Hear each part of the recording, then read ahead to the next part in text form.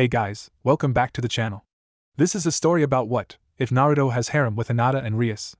Before I start, please support for more amazing content, and do consider subscribing to my channel and share this video with your friends.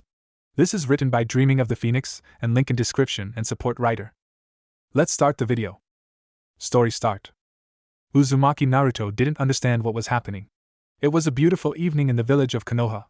The moon was full, the stars were shining, the wind was giving a gentle caress to the many citizens. He was running from angry shinobi. Wait, what? At the age of 4 years, Naruto was pretty fast. His short, sunshine blonde hair waving in the wind of his passing. Naturally spiking in every different way, it was as untamable as the boy who owned it. Dressed in simple charcoal-colored pants, a dark red long-sleeved shirt, and black sandals, Naruto kept running. Following hot on his heels through the streets and narrow alleyways of Konoha was a squad of what appeared to be NBU covered in brightly colored paint. Then he ran into a pair of legs covered in a long skirt. Well shit. Era, Naruto-sama, where might you be heading to in such a rush? A kind and somewhat amused, not to mention distinctly feminine, voice asked. Looking up from his position on the ground, Naruto saw one of caretakers, Uchiha Mikoto. A beautiful woman, Mikoto's long black hair was the envy of many other women in Konoha. Slightly tanned skin, light complexion, dark eyes, and zero applied makeup finished off this absolutely unique woman's face.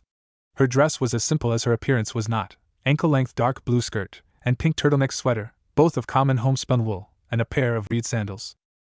Altogether she was an enchanting image, and many a man cursed Uchiha Fugaku for having won the heart of such a woman. Unfortunately for Naruto, the current smile on her face expressed not merely amusement, but also the possibility of being deprived of his favorite food, ramen. Well, you see, I kinda, sorta, maybe paint-bombed ANBU headquarters again, he said in a rush, hoping that with the truth his ramen wouldn't be taken away from him. He really didn't want to go through withdrawal again. As he remembered the last time he angered Mikoto, more of his caretakers started showing up along with the obviously annoyed ANBU members. First to arrive was another raven-haired woman, Kurenai Yuhi. Lustrous dark hair fell in natural waves to just past her shoulders, tan skin, fair complexion, and bright red eyes. This was Konoha's ice queen and genjutsu mistress, and yet again a woman many men would kill to have as theirs. If Mikoto could be described as mother, then this beauty was obviously elder sister. Respect her, she'll respect you to an extent, of course. Standing just slightly taller than Mikoto, who herself stood just under 5.5 feet, Kurenai cut an imposing figure in her Chunin uniform of dark red bodysuit and Chunin flak vest. Despite her air of seriousness though, you could easily tell she was trying not break out laughing at the stunt Naruto pulled. Next, and thankfully last of his current caretakers, was one more woman. Ichiraku Ayame. Just 5 years older than Naruto, Ayame was a nice girl, long brown hair kept away from her face by use of a bandana, a gift from her father Tuchi, who owned and ran Naruto's favorite ramen stand. Dark eyes and a slightly chubby face, the 9-year-old girl filled the role of playmate for Naruto today. Too bad that Naruto has a rather large problem with sitting still for any length of time, as Ayame was asked to help her father in the back of the ramen stand to get ready for the following day. She was even still wearing her work outfit of cream-colored baggy trousers and kimono top covered by an apron, so obviously she had lit out after him as soon as she noticed him gone. Probably hadn't taken very long. Naruto's personality is rather loud. Naruto! What did you do this time? Ayame wasn't quite shouting, but her point was easily made clear. Either he confessed and received a relatively light punishment, or he could try and weasel his way out of it and possibly be in a worse situation. He decided discretion was the better part of valor, but attempting fool Ayame was plain stupid. And so, like a wet house of cards, Naruto folded, revealing all he had been up to in the 3 hours since he gave her the slip. Setting off paint bombs in ANBU headquarters, shaving no less than 5 inmates of torture and interrogation bald without their notice, even managing to hit the Inuzuka clan compound with synthesized pheromones. How did he get that last one? It goes without saying that his caretakers and the ANBU were more than a little shocked at just how much he accomplished in 3 hours. Speaking of the ANBU, it was a full squad of 5 members. Each one arriving in descending order of rainbow colors, not quite certain if that was intentional or not. No one there bothered to speak of it. The apparent leader, if arrival order was to be believed, was covered in bright red from the neck down, accentuating her obviously female form, her cat-marked mask and short purple hair the only parts of her uncovered by the paint. The next 4 members were all male. Saru, monkey, in orange, Taka, hawk, in yellow, Kuma, bear, in green, and Irika, dolphin, in blue. None of them seemed very happy, despite the fact you couldn't actually see their faces. They simply radiated ill content. All this for a prank? Okay, 3 mid-range pranks in the same number of hours, but still. They were just pranks. Jokes. Aren't people supposed to laugh at jokes? This is what had Naruto confused. He was told that jokes were for fun and humor. Why wasn't anyone laughing? He did well, right? Expressing these thoughts out loud proved him correct, though, when everyone else suddenly burst into what could only be termed as outright, gut-busting laughter. A and BU included. Though they vowed to find ways to increase their headquarters' security so it couldn't happen again.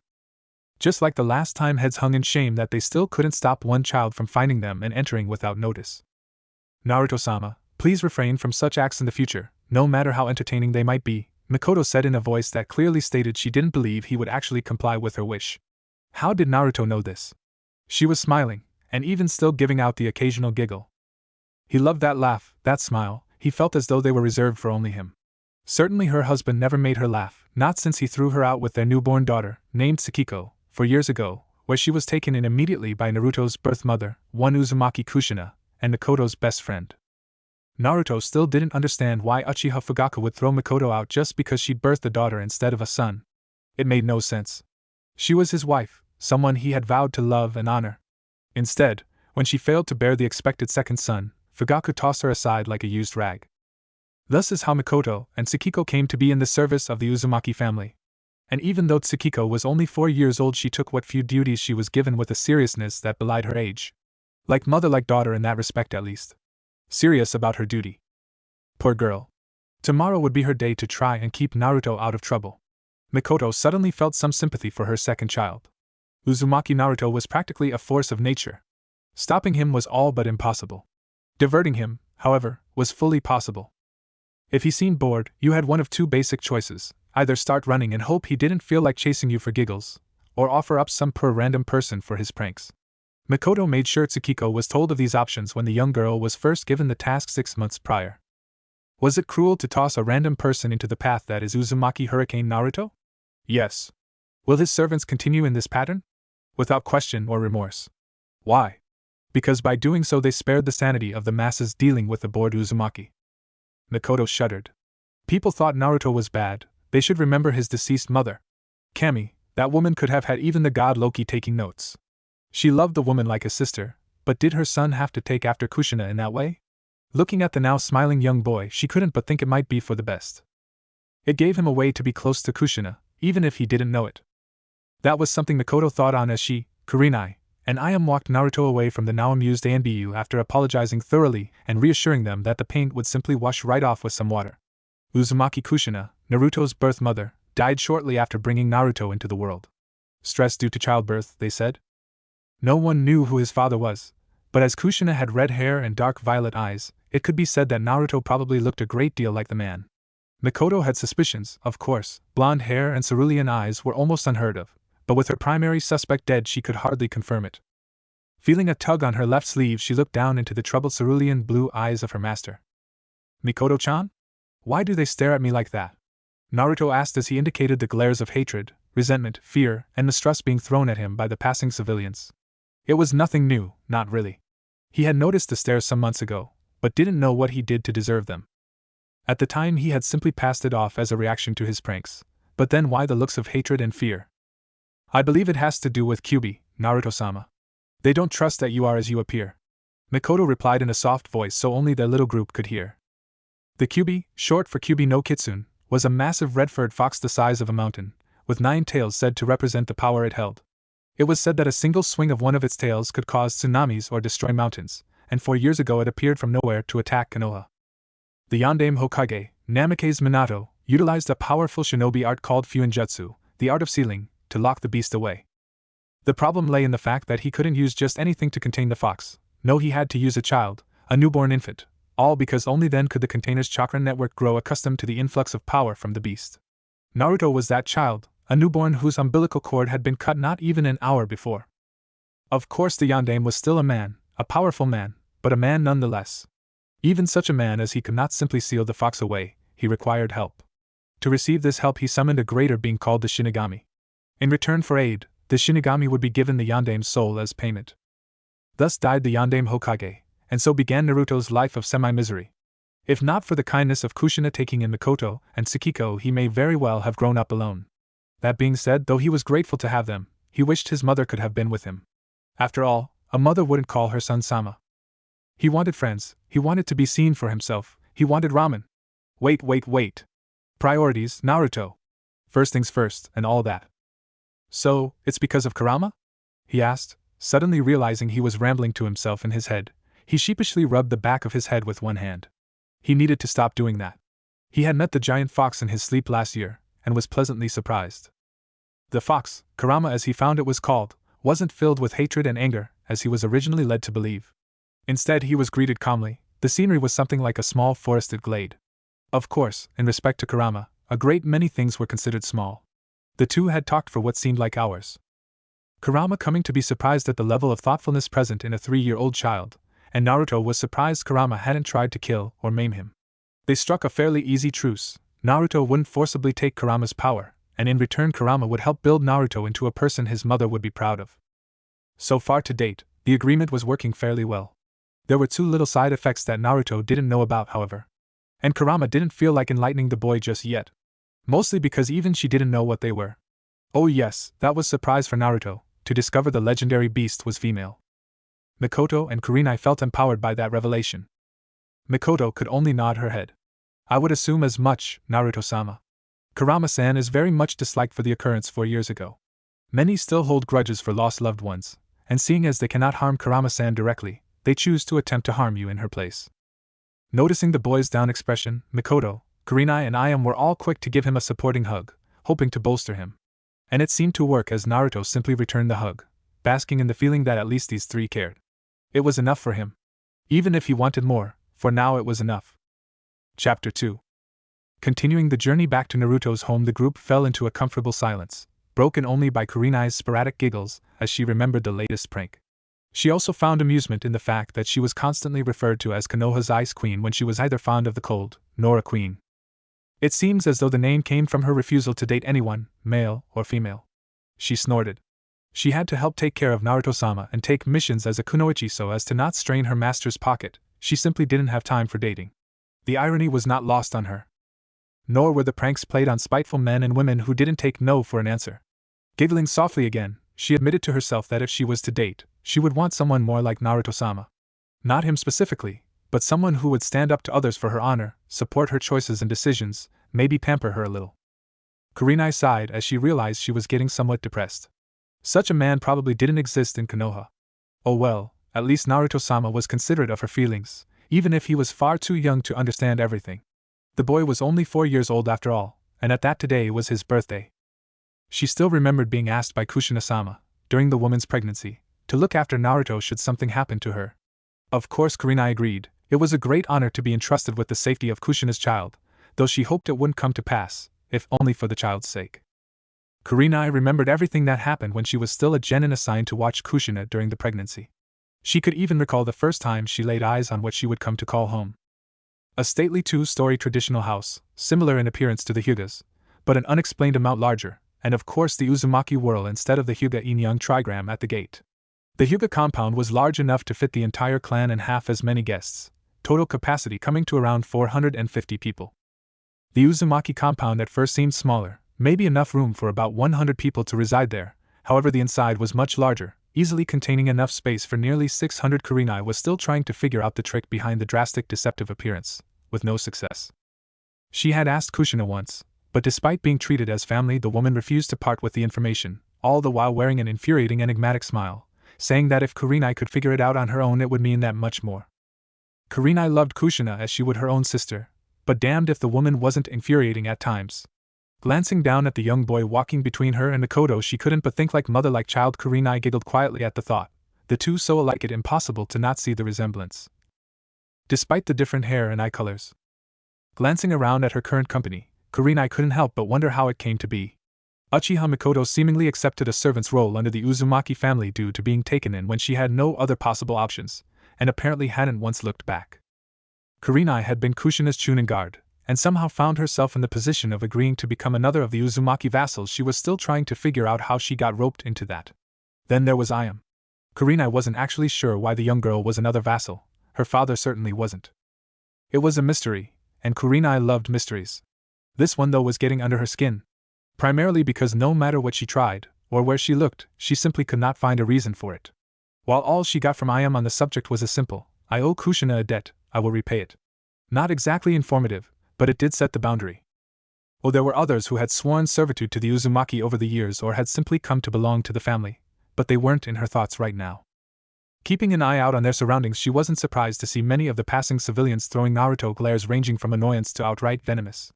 Nothing new, but it still aggravated her to know how blind her fellow villagers were. Honestly, the people knew the yandame was a seal master, so was Kushina as she taught the man. How could people still think that Naruto was the Kyuubi? At least they weren't stupid enough to try and keep him from shopping in places. Sighing yet again at the foolishness of others, Kurenai discovered they had arrived home while she was thinking. Stepping forward to open the door, Kurenai stiffened with her hand upon the frame. There was a presence inside that didn't belong there. Quickly signing to Mikoto that something was wrong, Kurenai moved to block the door with her body as she opened it, Mikoto subtly moving Naruto behind herself. Upon seeing the intruder, Kurenai was surprised. Not at who they were, she had no idea who this person was, but rather at the simply outrageous outfit they were wearing. Standing there was a tall, handsome young man, in long dark robes, and some odd kind of gold-lined chest armor, complete with a three-piece pauldron on either shoulder. His hair was red as fresh blood, coming to just under his shoulders, and bright blue-green eyes, and a somewhat charming smile. My apologies for intruding, but would happen to know where I can find the young lord of this house. My name is Sensei Lucifer, and I need to speak with him concerning important matters, the man said, while giving Kurenai what she presumed to be his most disarming smile. Well, this was unexpected. Naruto POV. I'm here, what is this important business? Naruto asked, stepping out from behind Mikoto and into view of the man. In doing so, Naruto noticed something, or rather, someone else, standing behind the one introduced as Sensei. A woman with moderately long silver hair hanging down her back in two thick braids, while two smaller braids fell on either side of her face, hanging down to her rather ample chest. She was wearing a maid outfit, of all things, and carried the look with a stoic visage reflecting a serious nature within her silver-gray eyes that belied the power and pressure he felt from her. It wasn't as strong as what he could feel from Sensei, or Kurama for that matter, but it was stronger than anything he had felt from a human. Good. Allow me to reintroduce myself. I am Sensei Lucifer, one of the 4 great Satans who rule over the underworld, and your cousin. More accurately, a cousin to your mother, but that's neither here nor there, the man stated, once more intruding himself. Naruto was confused for the second time that evening. Cousin? He had no living relatives. The Hokage said so. Even Mikoto had said she wasn't certain if there existed any family for him. So how was it possible for this tall man to be his cousin? It didn't make any sense. Unless this Sensei was from his mother's hidden parentage? Her devil ancestry? After puzzling it over for a few moments, Naruto decided. Sensei-san, I'm not sure what it is you want to speak of, but I do know it is not a topic for everyone in the street to hear. Let us go inside to speak more. However, it would be very rude to not know the name of lady you are with, the young boy said. He may be 4 years old, but he was raised by Uchiha Mikoto. Manners were practically drilled into him. He shuddered internally at a memory of failing to be polite. Mikoto was a wonderful and kind woman, but you should really start running if you cross her. Of course, Sensei replied, moving out of the way to reveal the woman behind him. This is Graphia, my wife and maid to my family. Her insistence, I assure you. The woman gave a small bow of respect. A pleasure to meet you, Uzumaki-sama. Graphia Lucifuge at your service, she said. With me are my friends and guards, Uchiha Mikoto, Yuhi Kurenai, and Ichiraku I am, Naruto said, indicating with a hand each of the mentioned women. With the introductions done, Naruto led everyone inside to a large living room, occupied by a couple comfortable-looking couches facing each other across a low table. Mikoto broke off from the group to make tea for the discussion, as was only proper. Once the tea had been made and served, Mikoto took up position behind and to the left of Naruto, even as Kurenai was behind and to his right, while Ayam knelt at one end of the table so as to serve more tea should it become necessary. On the other couch, Sensei took a seat directly across from Naruto, as Graphia took up a position behind him directly across from Mikoto. Sensei cleared his throat. Now, let us talk. Of your mother, of her connection to the underworld, and of her current state of being, for Uzumaki Kushina is not yet dead. Chapter 3. Uzumaki Kushina gave her now 16-year-old son a quick peck on the cheek. Good luck, Naruto. Those exams aren't going to be too easy, you know, especially not with the changes made in the academy's curriculum. I know, Kushina, but I'll ace them all the same, Naruto replied. 16 years old. 12 years passed since that meeting with Sensei Lucifer, and Naruto couldn't have been happier. It could be said that meeting changed everything. How Naruto was viewed, how he was treated, and more importantly, how he, himself, went about things. As that day he learned of his status as a high-class devil. Standing at a clean 5 feet and 9 inches in height, Naruto was one of the tallest in his class. He wore a hooded sweater unzipped, with a white shirt and light brown pants. The sweater was odd though.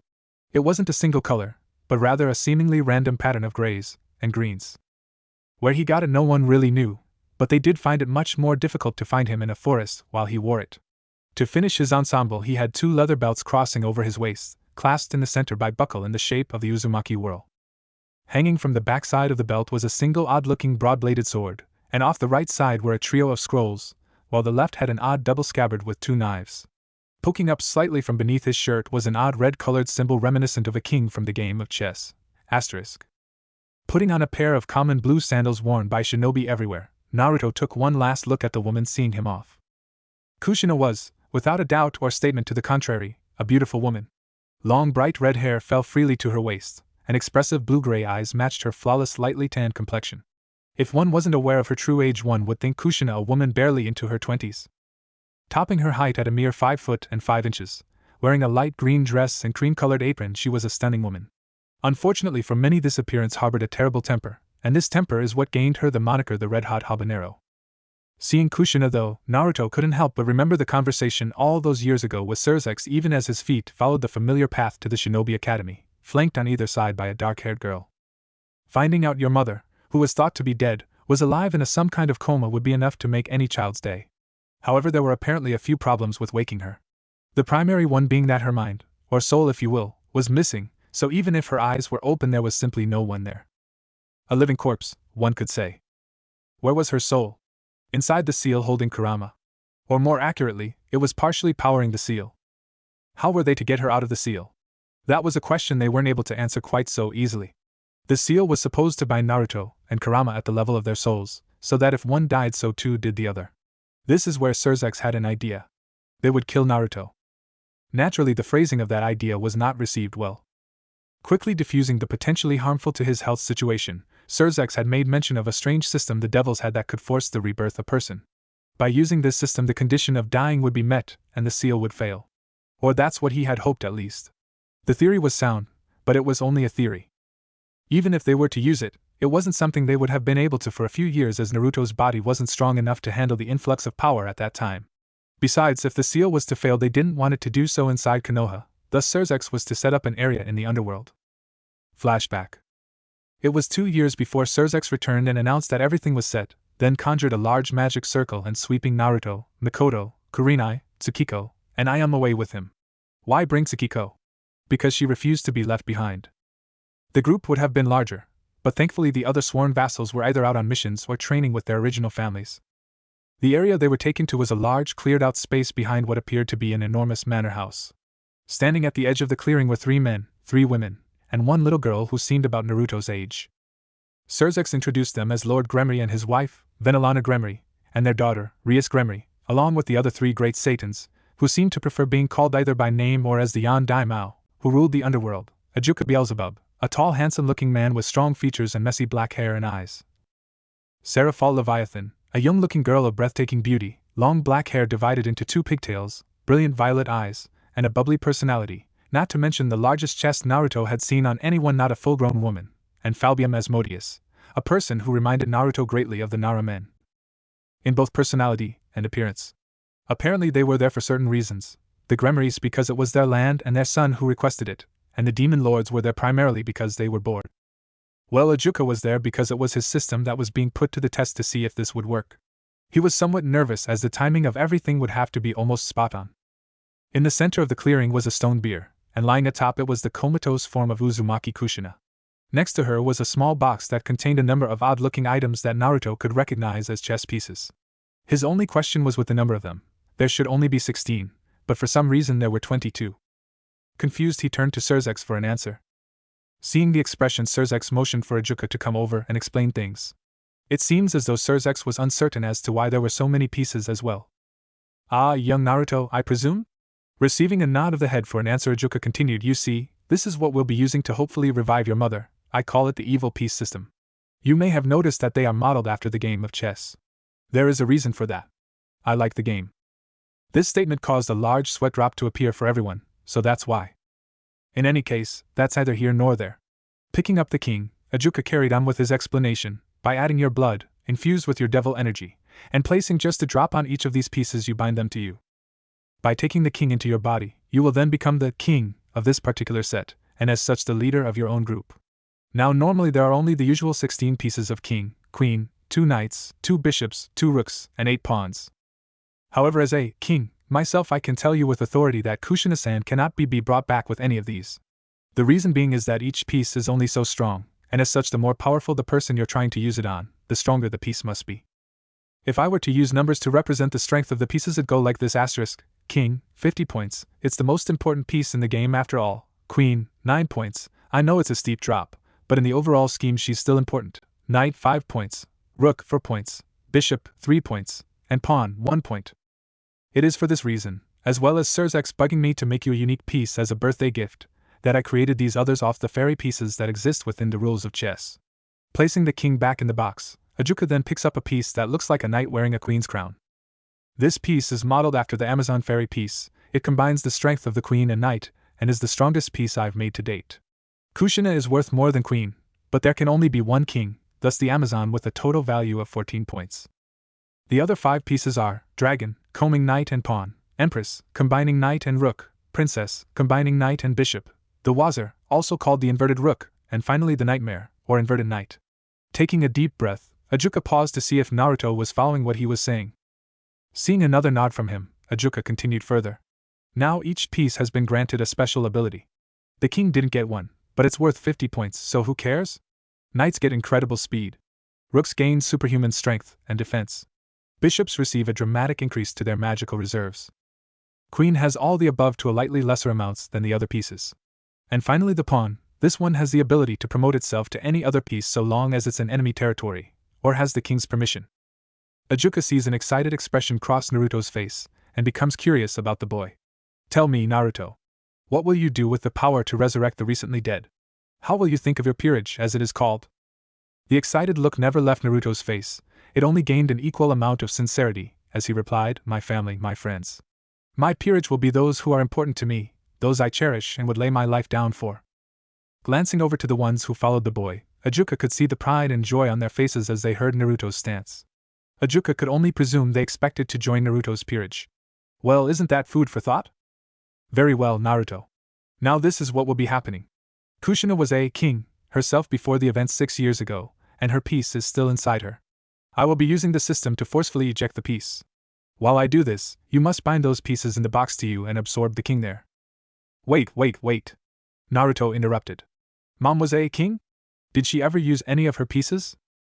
Looking irritated at the interruption, Ajuka replied, from what I understand she only used her queen piece, and later married the poor sod. Blinking suddenly wide eyes, Naruto then erupted into loud laughter, followed shortly by the other humans present. The Yondaime Hokage, commonly thought of as the most powerful shinobi to ever wear the Konoha Hittite, was made into a queen. While it was a powerful position, it still seemed somewhat embarrassing. It took several minutes for Naruto and the others to regain control of themselves. May I continue now? Ajuka asked, still irritated.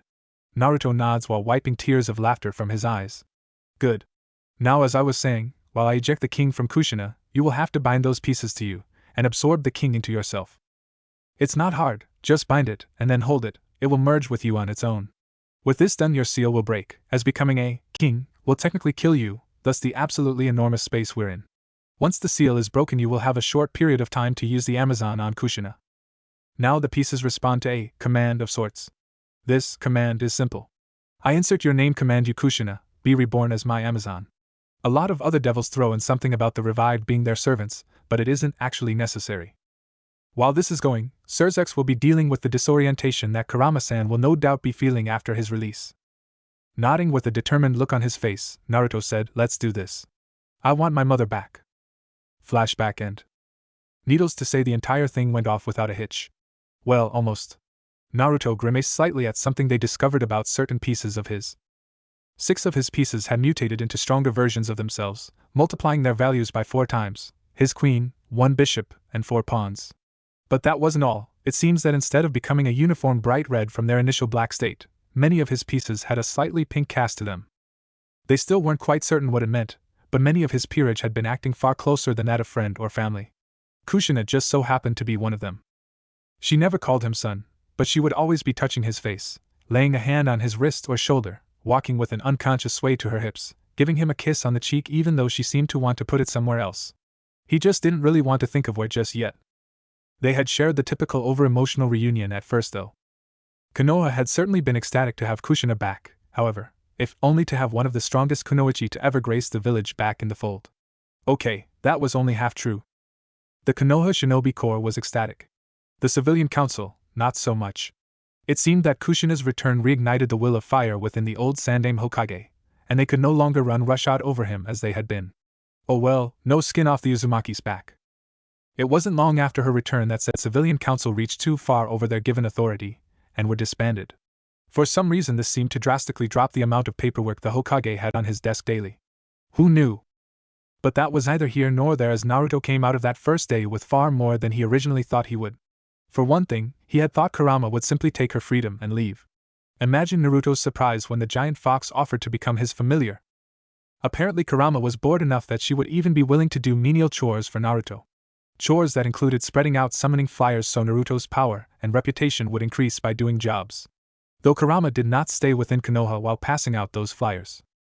No, the flyers for Konoha were distributed by genin teams as a deranked mission. Sucks to be them. Another thing was the acquisition of 4 more members for his peerage. Unsurprising really, but he wasn't going to complain. Devils live drastically longer than humans, giving him enough time to get his feelings sorted out, as he was already starting to feel something for Mikoto. As to what piece each of them became, well. Mikoto became his empress, Kurenai chose to become his first bishop, while both Tsukiko and Im became his first 2 pawns. And over the last 10 years he had used the rest of his pieces. Coming out of his thoughts he found that he and his 2 companions had arrived at the academy. Today was the day. Time to become a shinobi of Konoha. Looking behind him he took a quick glance at the 2 following him. Flanking him to his left was Uchiha Tsukiko. 10 years since becoming his pawn, and she had become very beautiful in his eyes. Long raven tresses bound in a tight braid down her back, falling just short of her ass. Eyes as dark as night, framed by equally dark lashes, and a face that was reminiscent of her mother's. She stood a bit shorter than he did, at 5 foot and 6 inches, her body was nothing short of spectacular. Lithe frame, more focused to speed than strength, and delicate curves that enhanced the look of her modest bust size, completed with a perfect light tan overtoned muscles, Tsukiko truly was a beautiful young woman. Her outfit of a simple dark denim jacket, midriff-bearing black shirt with daring neckline, dark blue denim pants seemingly held up with a leather belt closed by a buckle in the form of the Uzumaki whirl, and common black low-heeled shinobi sandals only seemed to enhance her further. Sitting just under her throat was the tattoo of a pawn chess piece in reddish pink. Meanwhile on his right was another girl his age, this one also with long raven-colored hair, but it shone in a way to look like a dark blue and was left to fall free down her back to just above her hips. Her eyes were a solid white, no pupil whatsoever, framed in a heart-shaped face that was lovely to look at. She stood even with Tsukiko in height, but that is where the similarities in their bodies ended. Where Tsukiko was lithe, this girl was the very definition of voluptuous. Long legs, generous hips, small waist, enormous bust, and lovely ivory pale skin overtoned and corded muscle. Her outfit certainly wasn't shy either. Outfitted in chain mesh undershirt, white sleeveless battle-style kimono that only gave a tantalizing glimpse of cleavage and held together with a black leather belt bearing the Uzumaki whirl, black spandex shorts, and black low-heeled shinobi sandals, this young lady was a vision of beauty. And to finish everything, just beneath her throat was the image of a knight chess piece's head on top of an inverted bishop's hat, also in a reddish pink like the other girl. This was Hyuga Hinata, and this young woman became Naruto's 13 years ago, before all this devil business. Flashback. Out for a late-night walk with Mikoto and Kurenai due to being unable to sleep, Naruto had found himself confronting a man in dark clothing holding an unconscious little girl. While Mikoto and Kurenai dealt with the man, Naruto had snuck up and stolen the girl from him and then retreated behind his protectors. Not long after that Hyuga Hayashi, the girl's father, had arrived and incapacitated the man. Turned out he was the lead negotiator for the non-aggression treaty that Konoha had just signed with another village called Kumo. That didn't look good on Kumo, especially when it came to light that the treaty was just an excuse to get someone inside Konoha to steal the Byakugan, the special bloodline trait of the Hyuga clan, or the Sharingan, the bloodline ability of the Uchiha clan. Apparently the man had thought Hinata was the easier target. Considering he nearly succeeded, Naruto couldn't say the man was wrong. The man was beheaded and the remains were sent back to Kumo along with a copy of the man's signed confession. The Sandaime Reikage, who had ordered the whole thing, had been forced to commit suicide to regain some of his honor in the eyes of his country's daimyo. In any case, as Naruto was the one who had saved his daughter, Hayashi had asked the young boy if there was something he wanted in return. Naruto, having been only 3 years old at the time, had naively pointed at Hinata and said he wanted her. In his mind, he had just wanted a friend. Hayashi, however, took it to mean that Naruto wanted Hinata as his bride in the future and had immediately wrote up a betrothal contract, with Mikoto and the Sandaime as witnesses. What a mess. Flashback end. Upon Naruto's return from the underworld, he had asked Hinata if she would like to join his peerage. She agreed, figuring it was only natural to want to spend that much more time with the one she was to be a wife to, and he promptly used his princess piece. When asked why that piece, he replied that she was the princess of the Hyuga clan. Not exactly romantic, but he was 6 at the time. What does anyone know of romance at that age? Naruto also asked 3 other people to become a part of his peerage. Since these were others who had sworn to serve the Uzumaki, they had all agreed as easily as Hinata had.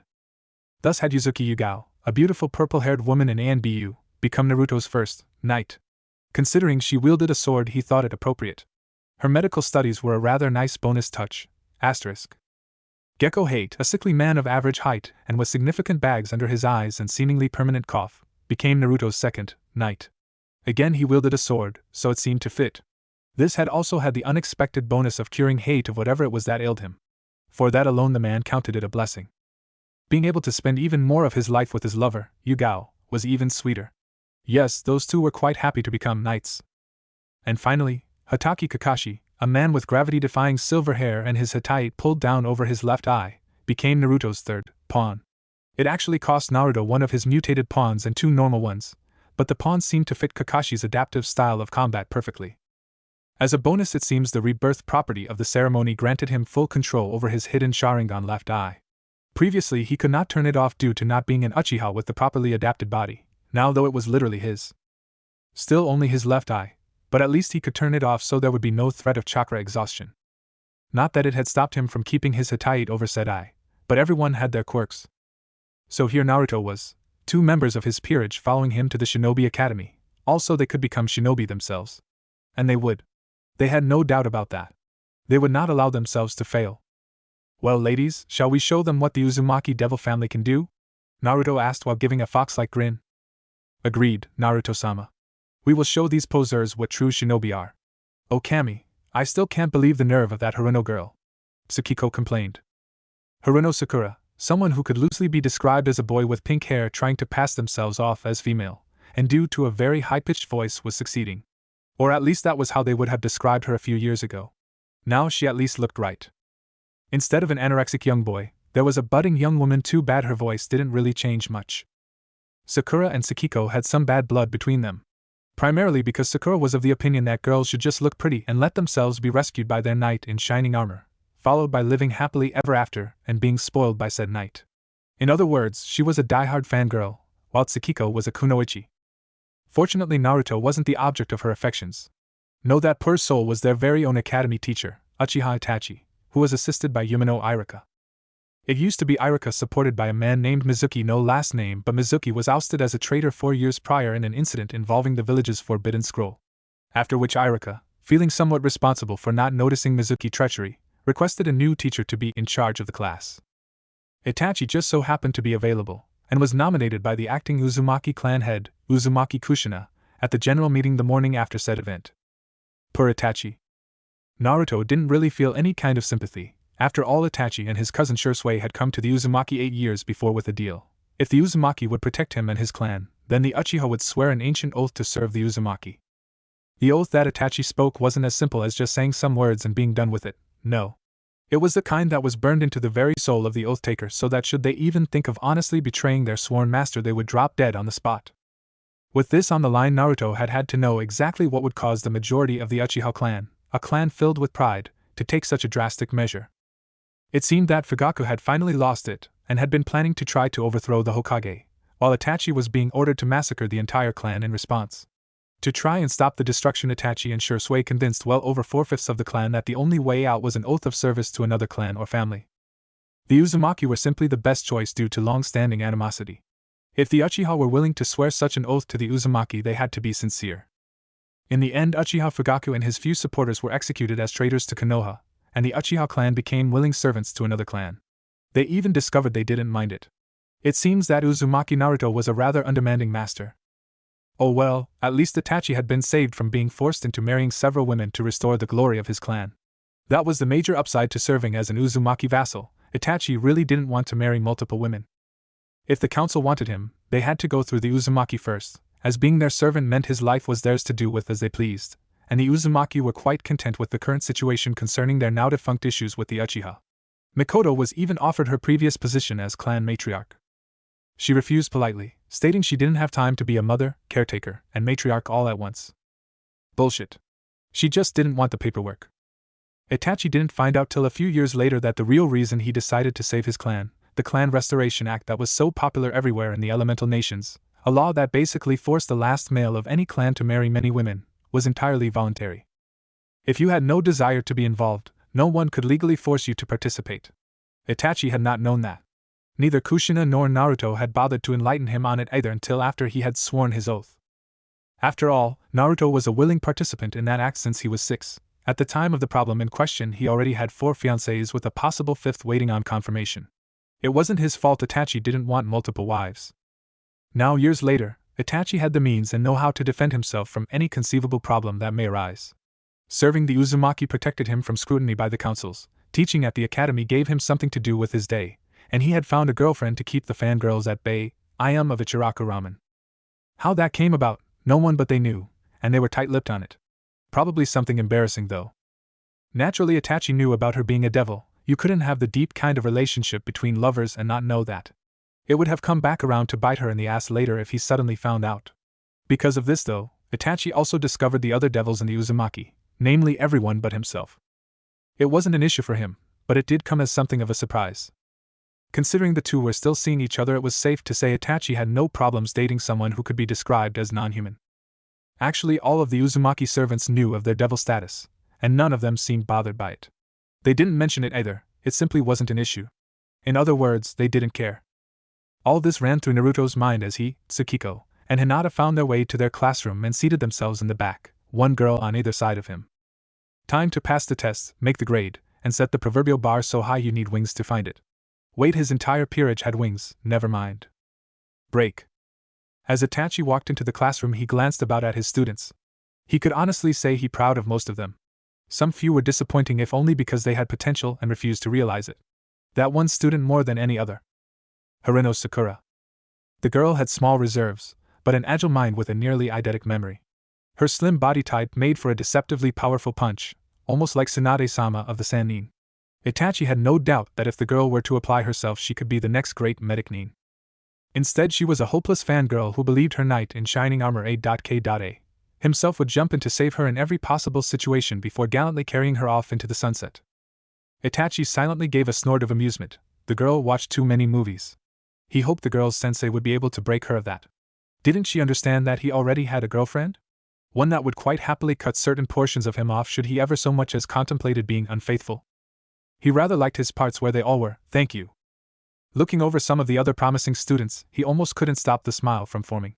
Almost. It was a known fact that Uchiha Itachi cannot smile. Ever. I would say differently, but that's her. Nara Shikamaru, heir to the Nara clan of shadow users. A so-called closet genius with an IQ over 200, and perhaps the laziest person Itachi had ever met, rivaled only by the boy's father. He pitied Yoshino-san, the boy's mother. She had a difficult job trying to keep him motivated. Aburame Shino, heir to the Aburame clan of Kakeichi users. A quiet and logical child. Itachi rather liked him. Soft-spoken, but profound. An endearing quality. To Itachi at least. Akimichi Choji, heir to the Akimichi clan of body expansion. Big-boned. Yes, the boy was big-boned. Even Itachi wasn't about to call an Akimichi fat. Surprisingly, their body fat content was only about 10%. Who knew? Yamanaka Ino, heiress to the Yamanaka clan of mind readers. Devious, manipulative, unscrupulous, and a huge gossip. Itachi shuddered, wondering what her parents did in a past life to deserve such a child as her. He also silently and internally wept for any possible secret the girl got her hands on. It wouldn't be a secret for much longer after that. Inuzuka Kiba, current heir to the Inuzuka clan of Nikken users since his elder sister, Inuzuka Hana, was given to the Uzumaki as recompense for something stupid he did. Brash, bold, confident, outspoken, and an alpha male complex with his sights set on Hyuga Hinata, who wanted nothing to do with the boy. In other words, annoying. Hyuga Hinata, Previously the heiress of the Hyuga clan of Juken Taijutsu. Confident, capable, and utterly loyal to her fiancé, Uzumaki Naruto. There really wasn't much more Itachi could say about this once shy girl. It seemed being engaged to be married to a boy she loved was an immense boost to her, even if she had to share him. Uchiha Tsukiko, second-born child of Uchiha Mikoto and Uchiha Fugaku. Bold, confident, capable, absolutely loyal to her master Uzumaki Naruto. Loyal enough to become a devil to serve him longer than a human could, and to accept his proposal. Yes, she was one of his fiancées. And she couldn't be happier for it. Itachi was also happy for her. As any good brother would be. Then there was Uzumaki Naruto, heir to the Uzumaki clan, formerly of Uzushiogakure. The head family of the clan was known as royalty, and Itachi knew them as a high-class devil family whose territory was the entirety of the elemental nations. Confident, talented, capable, passionate, loyal to those who called him friend, and engaged to many women. Uzumaki Naruto was the current master of the Uzumaki family, and Itachi's own sworn master. Yes, these 9, Aburame Shino, Akimichi Choji, Haruno Sakura, Hyuga Hinata, Inazuka Kiba, Nara Shikamaru, Uchiha Tsukiko, Uzumaki Naruto, and Yamanaka Ino. These 9 were perhaps the best this year had to offer. The shinobi world wouldn't know what hit them. This was not to say he didn't believe in the rest of the students. Itachi had no doubt they would all pass the academy exam. It was the Jonin sensei's individual tests that he wasn't so confident about. After all, if the students failed there, it was likely they would be put into either the reserves, the military police, or back into the academy. Thankfully, he wasn't in charge of the remedial courses. All right, settle down everyone, and we'll begin the exam with the written portion, Itachi stated in his usual monotone voice. Amazingly, despite the ruckus most of the students were making, they all heard him, and hurried to obey. They did not want to annoy Itachi. Considering most of them were civilians, they probably were told horror stories about him. Stories he couldn't actually disprove. After Iruka passed out the tests -1 to each student upside down, Itachi began the timer. You have 2 hours. Start. The sound of paper flipping filled the air. Ah, silence. Wonderful, is it not, Iruka? Itachi asked in low voice. Yes, why can't they always be like this? Iruka responded in a soft, forlorn tone. Itachi couldn't hold his snort of amusement this time. Because then we might actually want to keep them. Break. Alright, time is up. Hand your papers to Iruka and then get yourselves out to the practice yard for the ranged weapon portion, Itachi stated. Watching as the papers were handed in, Itachi absently noted that only 6 were completely filled out. So there was the possibility of competition for top of the class this year. How interesting. Following the students out to the target range of the practice yard, Itachi took up position beside a table with sets of kunai and shuriken. Not that they were limited to these weapons, they were simply the standard for all shinobi.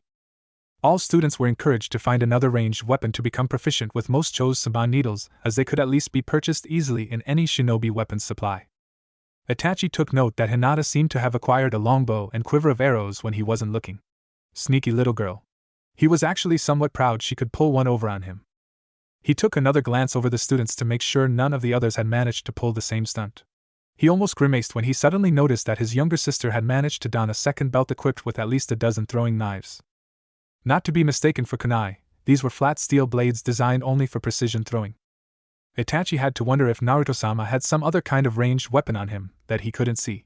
After all, those 2 knives and that double scabbard couldn't really be his choice, right? There were only 2. Granted, one of them looked like a broad-bladed throwing knife, but the other just looked like a heavy dagger of some sort. Perhaps he had something hidden? Why do I get the feeling Naruto has something interesting? Iruka asked. Because he most likely does, came Itachi's clinical response. Alright, listen up. You will each be given 10 shuriken and 10 kunai. Bonus points for vital areas. You will be scored on each individual weapon. Bonus points will also be given for showing proficiency with something other than kunai and shuriken, so I hope you all practiced. And so, down the list they went. Itachi was honest enough to admit he only really paid attention to those 9 students he thought had true potential. The others were so sad he almost fell asleep standing with his eyes open. He hadn't done that since he couldn't actually remember. Aburame Shino, kunai, 75 points. Shuriken, 75 points. Chosen ranged weapon, twin chakram, 80 points. Impressive, especially with such a difficult weapon. Had to get a new dummy. The 2 discs took the arms off before returning to their owner on an arc. Akimichi Choji, kunai, 70 points. Shuriken, 68 points. Chosen ranged weapon, throwing axe, 80 points. Not bad at all. The accuracy of that axe was somewhat frightening. Haruno Sakura, kunai, 70 points. Shuriken, 57 points. Chosen ranged weapon, Senban, 70 points. Surprising, she actually scored well. Itachi could have done without the kiss she threw his way though. It seemed she was trying to impress him now instead of wait to be rescued. Hyuga Hinata, Kunai, 95 points. Shuriken, 80 points. Chosen ranged weapon, longbow, 100 points. Itachi had to blink to make certain he saw correctly. A Hyuga with a bow. Frightening. She put arrows into the dummy so fast her hands looked like blurs of motion, emptying the quiver of 20 arrows in a matter of seconds. Each arrow hitting a different vital spot. They almost decided to bring out another dummy. Inuzuka Kiba, Kunai, 88 points. Shuriken, 82 points. Chosen ranged weapon, none, 0 points. Not really the long-range type to start with, so his performance was still an impressive showing. Itachi noted that the young Inuzuka tossed a look of superiority at Naruto, who seemed to just shrug it off. K's silent chuckle. Nara Shikamaru, Kunai, 65 points. Shuriken, 65 points. Chosen ranged weapon, none, 0 points. Nara male, no motivation, enough said. Itachi would have to tell the boy's mother about his lacking performance on second thought. That was too cruel. He would probably still do it, but even he would admit it was an evil thing to subject the poor boy to. Uchiha Tsukiko, Kunai, 100 points. Shuriken, 98 points. Chosen ranged weapon, precision throwing knives, 100 points. She was really too good with those. It wasn't like she was throwing them, but rather releasing them, guiding their path rather than forcing it. Uzumaki Naruto, Kunai, 100 points. Shuriken, 100 points. Then the boy did something Itachi felt he should have seen coming. Naruto, in a smooth movement bespeaking constant practice, drew and threw both knives from his waist. Both weapons found themselves embedded deep within the wood of the target dummy's head and heart. Then, to top it off, another short knife-like blade came from nowhere on the end of a chain to cleanly slice the dummy's head off, before being drawn back to its wielder. A Kaiketsu Shogue. Well, never let it be said that Uzumaki Naruto did anything by halves. He had learned not just one alternate ranged weapon, but 3, broad-bladed throwing knife, what appeared to be a heavy-bladed large knife called a Seek's Asterisk, and the relatively unknown chain dagger. Needless to say, 100 points, and a new dummy. After collecting his knives, it was Ino's turn. Yamanaka Ino, Kunai, 65 points. Shuriken, 70 points. Chosen ranged weapon, Senban, 60 points. She clearly didn't practice enough, but after Naruto's performance she was bound to feel a little outclassed. Itachi felt he could cut the girl a little slack on his personal opinion, even if it wouldn't change her actual marks. Well done, everyone. Now we move to the taijutsu portion of the test. Itachi stated in the usual calm voice they all knew. Did nothing faze the man? Apparently not, as he led the way to the taijutsu circle.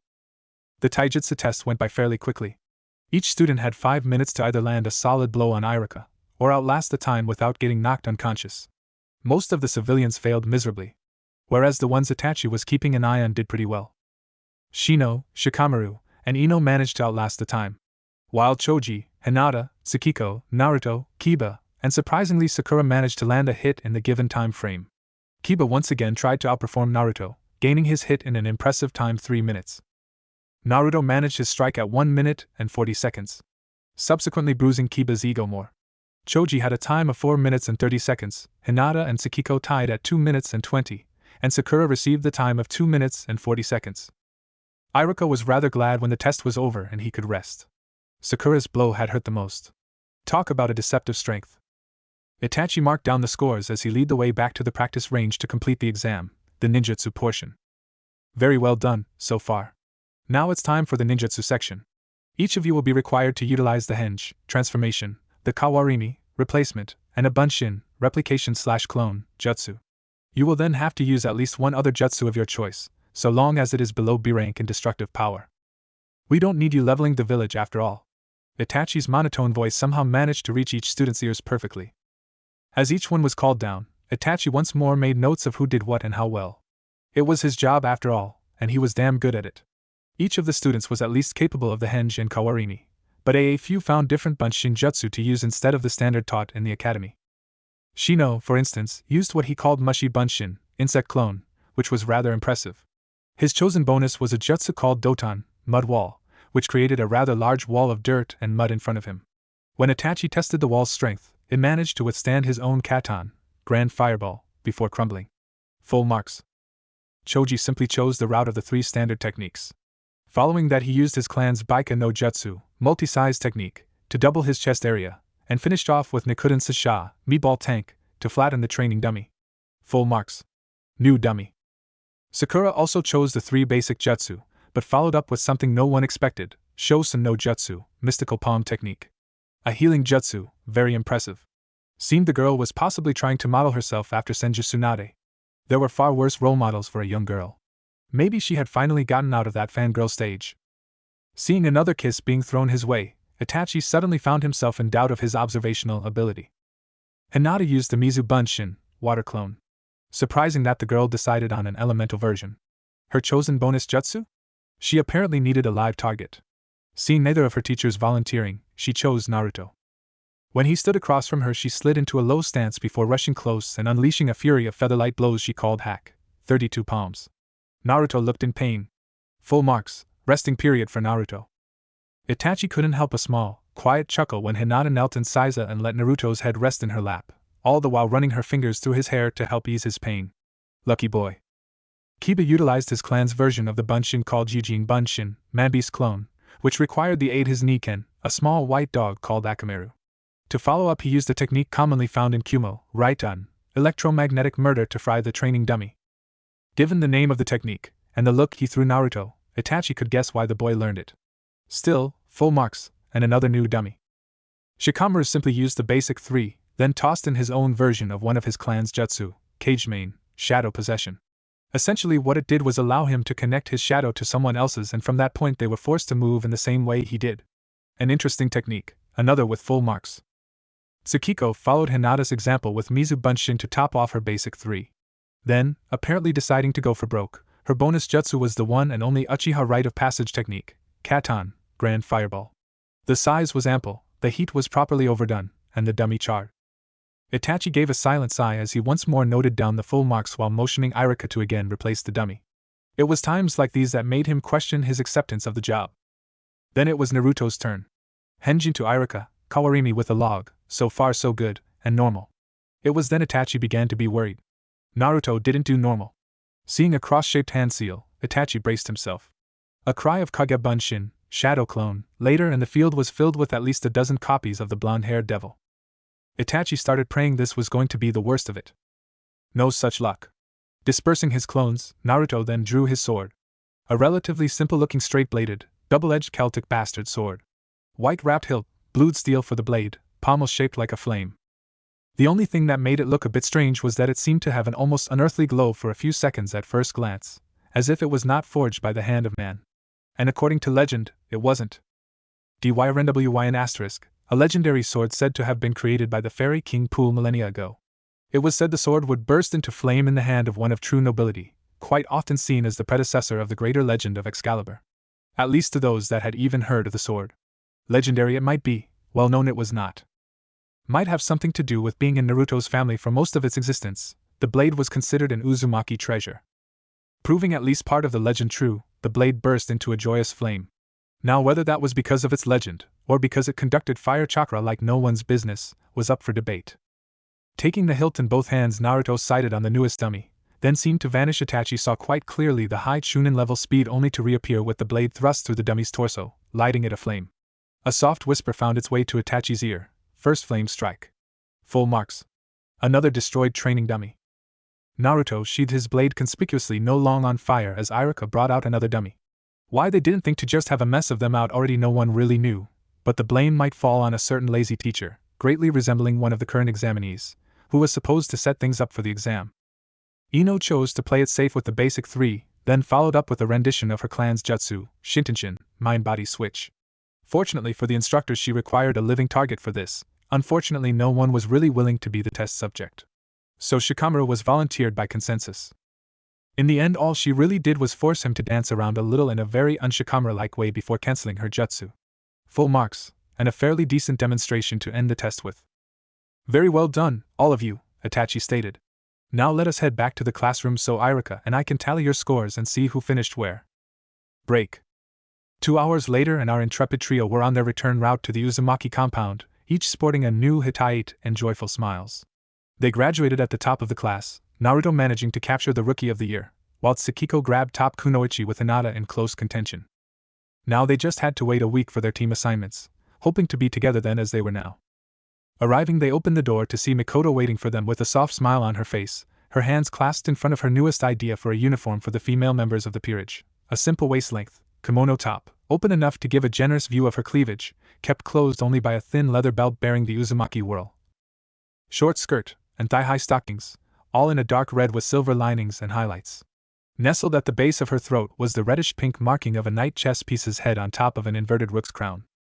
Naruto had no idea where she got the idea for the outfit, but the look was embraced with enthusiasm.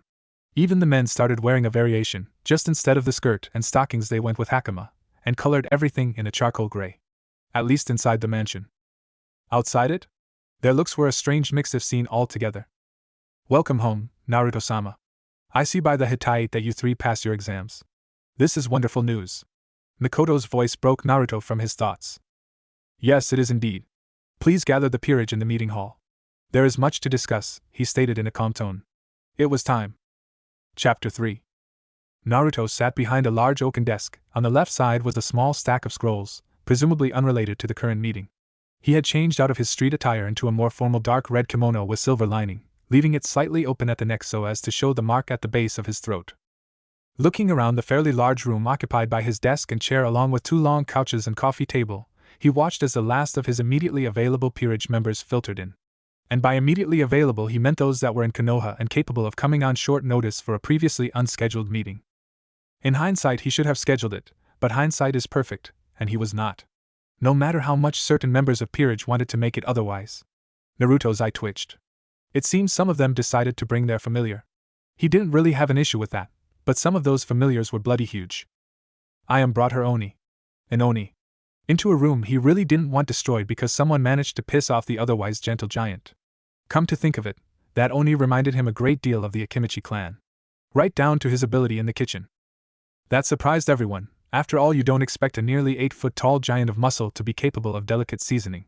His name clinched the matter though, Tabamono, food.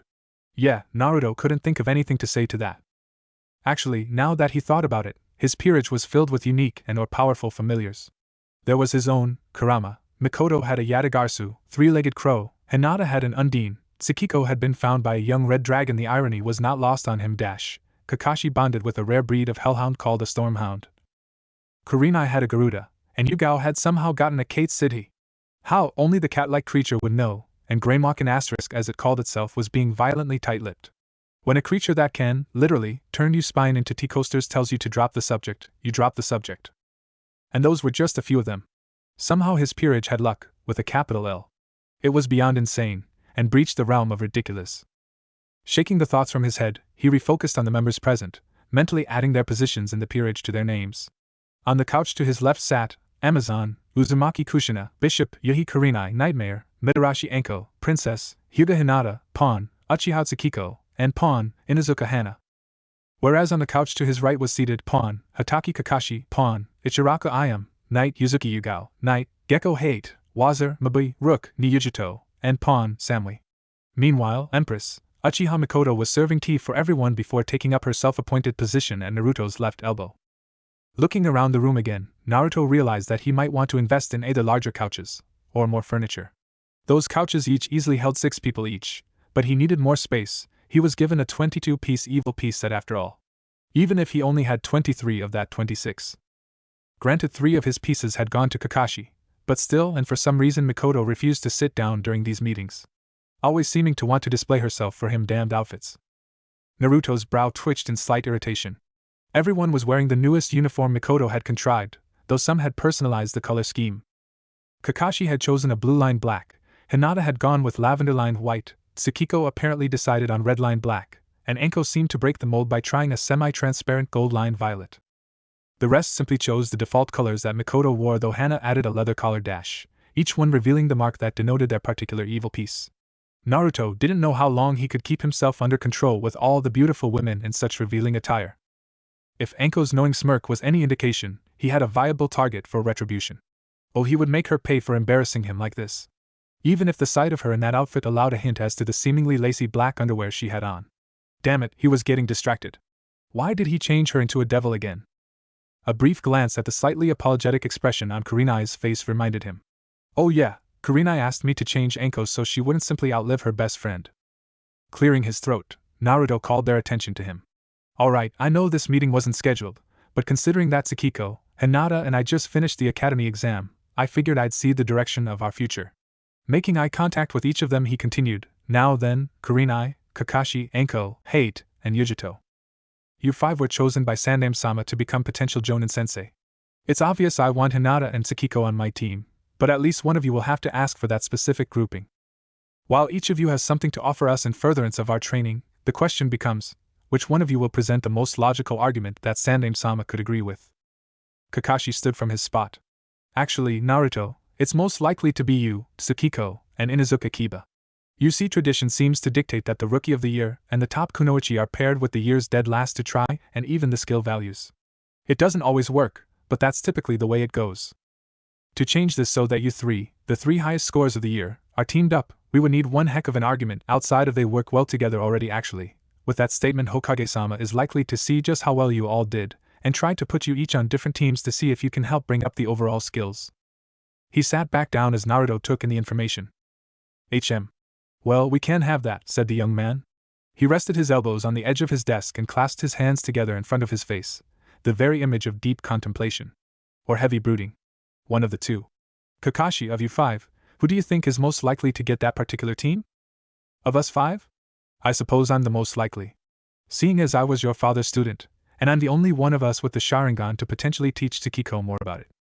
Even though the Uchiha survived that night 8 years ago, and Itachi and Mikoto are technically available to teach her further, Hokage-sama is probably going to go with me for her sensei and tack you on to try and create a kind of rival for Kiba to strive against.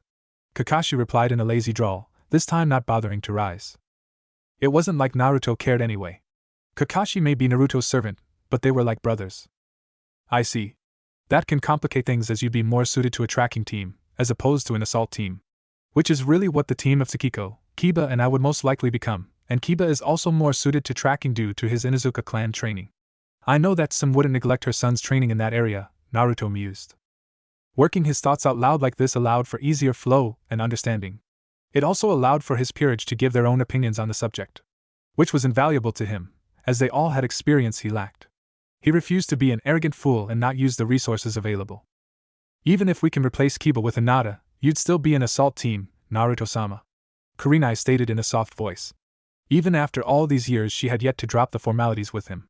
But with you using a sword, we could possibly get Hate as your sensei to continue your training with that. Yuga would be a better choice, as she mastered several different weapon styles, but I doubt she'll leave ANBU anytime soon. Anko spoke up just then. Well, if our king wants Hinata and Tsukiko, I say we get him them. It can't really be that hard, Nai-chan. You've already pointed out that they would be an assault squad, so which of the potential teachers is the most assault-oriented? That's just it, Anko, Yujito replied. You, me, and Kakashi are the most suited to that. Kurenai's more of the support type, no offense Kurenai. Seeing the other woman's accepting nod, Yujito continued, Hate could also fill the role of assault, being a kenjutsu specialist. What we need to think of isn't just terms of assault or support, but also other talents. Stealth, for instance. All 3 of them have a good grasp on this, so they are also particularly well suited to an assassination squad. On top of that, Naruto-sama has become very proficient with traps, while Hinata and Tsukiko have become rather good at finding said traps. Then there is the fact that each of them has actually bothered to pretty much master their own chosen ranged weapon, even going so far to become proficient with the ones the others chose. All in all, the Hokage would have a rather difficult time deciding. And yet, that is exactly what we must force him to do, Mikoto finally spoke. Her voice was soft but firm, and seemingly echoing in the room despite its low volume. While it is undeniable that you 3 are stronger than the rest of your class, the Hokage does not know just how great that gap truly is. This leaves us with one choice, a clan head's request. You mean for either Kushina or myself to request of the Hokage for the formation of this team, Naruto stated in an even tone. That could work. Following that, I doubt we'd have any issue with whomever became our sensei. I suppose to make it seem a bit more legitimate, it should be Kushina to make the request. After all, even though I'm the clan head, she still commands more respect. Considering her former service record, that's not really surprising, Naruto-sama, Mikoto threw her 2 cents in. And she had a point. Kushina was a former kunoichi, and a damn good one. One of the few in Konoha's history to reach the S rank. By this point she could probably be considered SS rank, if only for the fact that she had not let up on her training and had continued to improve herself, inspiring the rest of the women in the compound to try and keep pace. Most failed, but most were human, not devil. Well then, Perhaps we should decide on which of our prospective senseis we should have? Naruto asked, attempting to get things back on topic. As much fun as it would be, I doubt Kakashi would be the best choice, no offense meant. The older man just shrugged his shoulders agreeably. He was tardy to damn near everything. If he could, he'd arrange to be a minimum of 3 hours late to his own funeral. Well, that leaves Kurenai, Anko, Yujito, and Hate. Personally, I don't know who I'd choose between them, Kushina mused, her rich voice sending shivers down Naruto's spine. Bad Naruto. No perverted thoughts about mom. Even if she is one of the hottest women I've ever seen and oh. Bad. Oh, who am I kidding? If offered I'd do her in a heartbeat. Why are all the women in my peerage so damned beautiful? Poor Naruto. Damn teenage hormones. If it's all the same to everyone, I'd put my vote for Yujito. All musing ceased as Ayam voiced her opinion. Well, think about it. She's skilled in stealth, assault, politics, assassination, shares the same fire affinity as the proposed team, is a fair hand at genjutsu even though she prefers taijutsu and ninjutsu. She's pretty much perfect for them. And what she can't do they can always bring in someone like Yugao or Hate to cover. Naruto hummed lightly in thought. That does seem to have merit. Thinking about it a little more, he made his decision. Alright, we'll go with that. Yujito, you'll request the team under those premises. Now unless there is any other important information. He left the sentence hanging, clearly waiting to see if any of them had something. As a matter of fact, Naruto-sama, Hinata and I would like a private talk with you after this. Tsukiko stated, her voice a soft melody that was nonetheless firm in its slightly deeper tone. Very well, if there is nothing else? Looking around the room and receiving no other comments said, alright then that will do it for today. As everyone stood and gave a small, polite bow, they then filed out of the room. Well, except for Tsukiko and Hinata. Once the last of the others had left, Hinata locked the doors, and sealed with a small silencing spell to allow no sound to travel beyond the room. Turning around she gave Tsukiko a quick nod. Naruto-sama, we wanted to know when you would be officially marrying us. We know that we couldn't while we were still civilians, but we are now shinobi, legal adults. Not to mention of consenting age, Tsukiko began, only to be interrupted by Hinata. Marriage? Tsukiko, I just wanted to know if he'd finally be screwing my brains out. I've waited all these years, and I simply refuse to let it go any longer. Let's face it, you want it too, ranted the white-eyed girl, causing a blush to form quickly on Tsukiko's face. Blinking, Naruto felt compelled to ask, so all you want is for me to have with you? That's it. Seeing Hinata's vigorous nod, he couldn't help sighing. How did she become this lewd woman? What was her turning point? Where did the shy little girl vanish to? 3 questions that he was almost certain that the answers were, Mitarashi Anko. That woman could probably convince a saint to become a prostitute if she really wanted to. Though he'd never say it out loud, she might take it as a challenge and actually try. Unknown to Naruto, each of the 72 pillar families represented certain sins. Phoenix represented pride, Gremory was ambition/greed, Citri was oddly enough envy, there was an entire list of things, but the Uzumaki? Lust. The poor boy was practically pouring out those pheromones. Hinata giggled, don't worry, Naruto-sama. This was a safe day for both of us, and just on the off chance that it could happen anyway we have these nifty little seals on us. They render all sperm that enters our uterus impotent, courtesy of Kushina-sama. Naruto's eyes widened a little. So Kushina knew about your plans? Well, at least it wasn't Anko. If you had gone to her I have no doubt the entire compound would have heard us, despite that silencing spell, he muttered. Oh yes, Naruto-sama, Tsukiko purred, Kushina-sama knew all about this little idea, and fully endorsed it. In point of fact, she rolled over and straddled his crotch again, rubbing herself against him.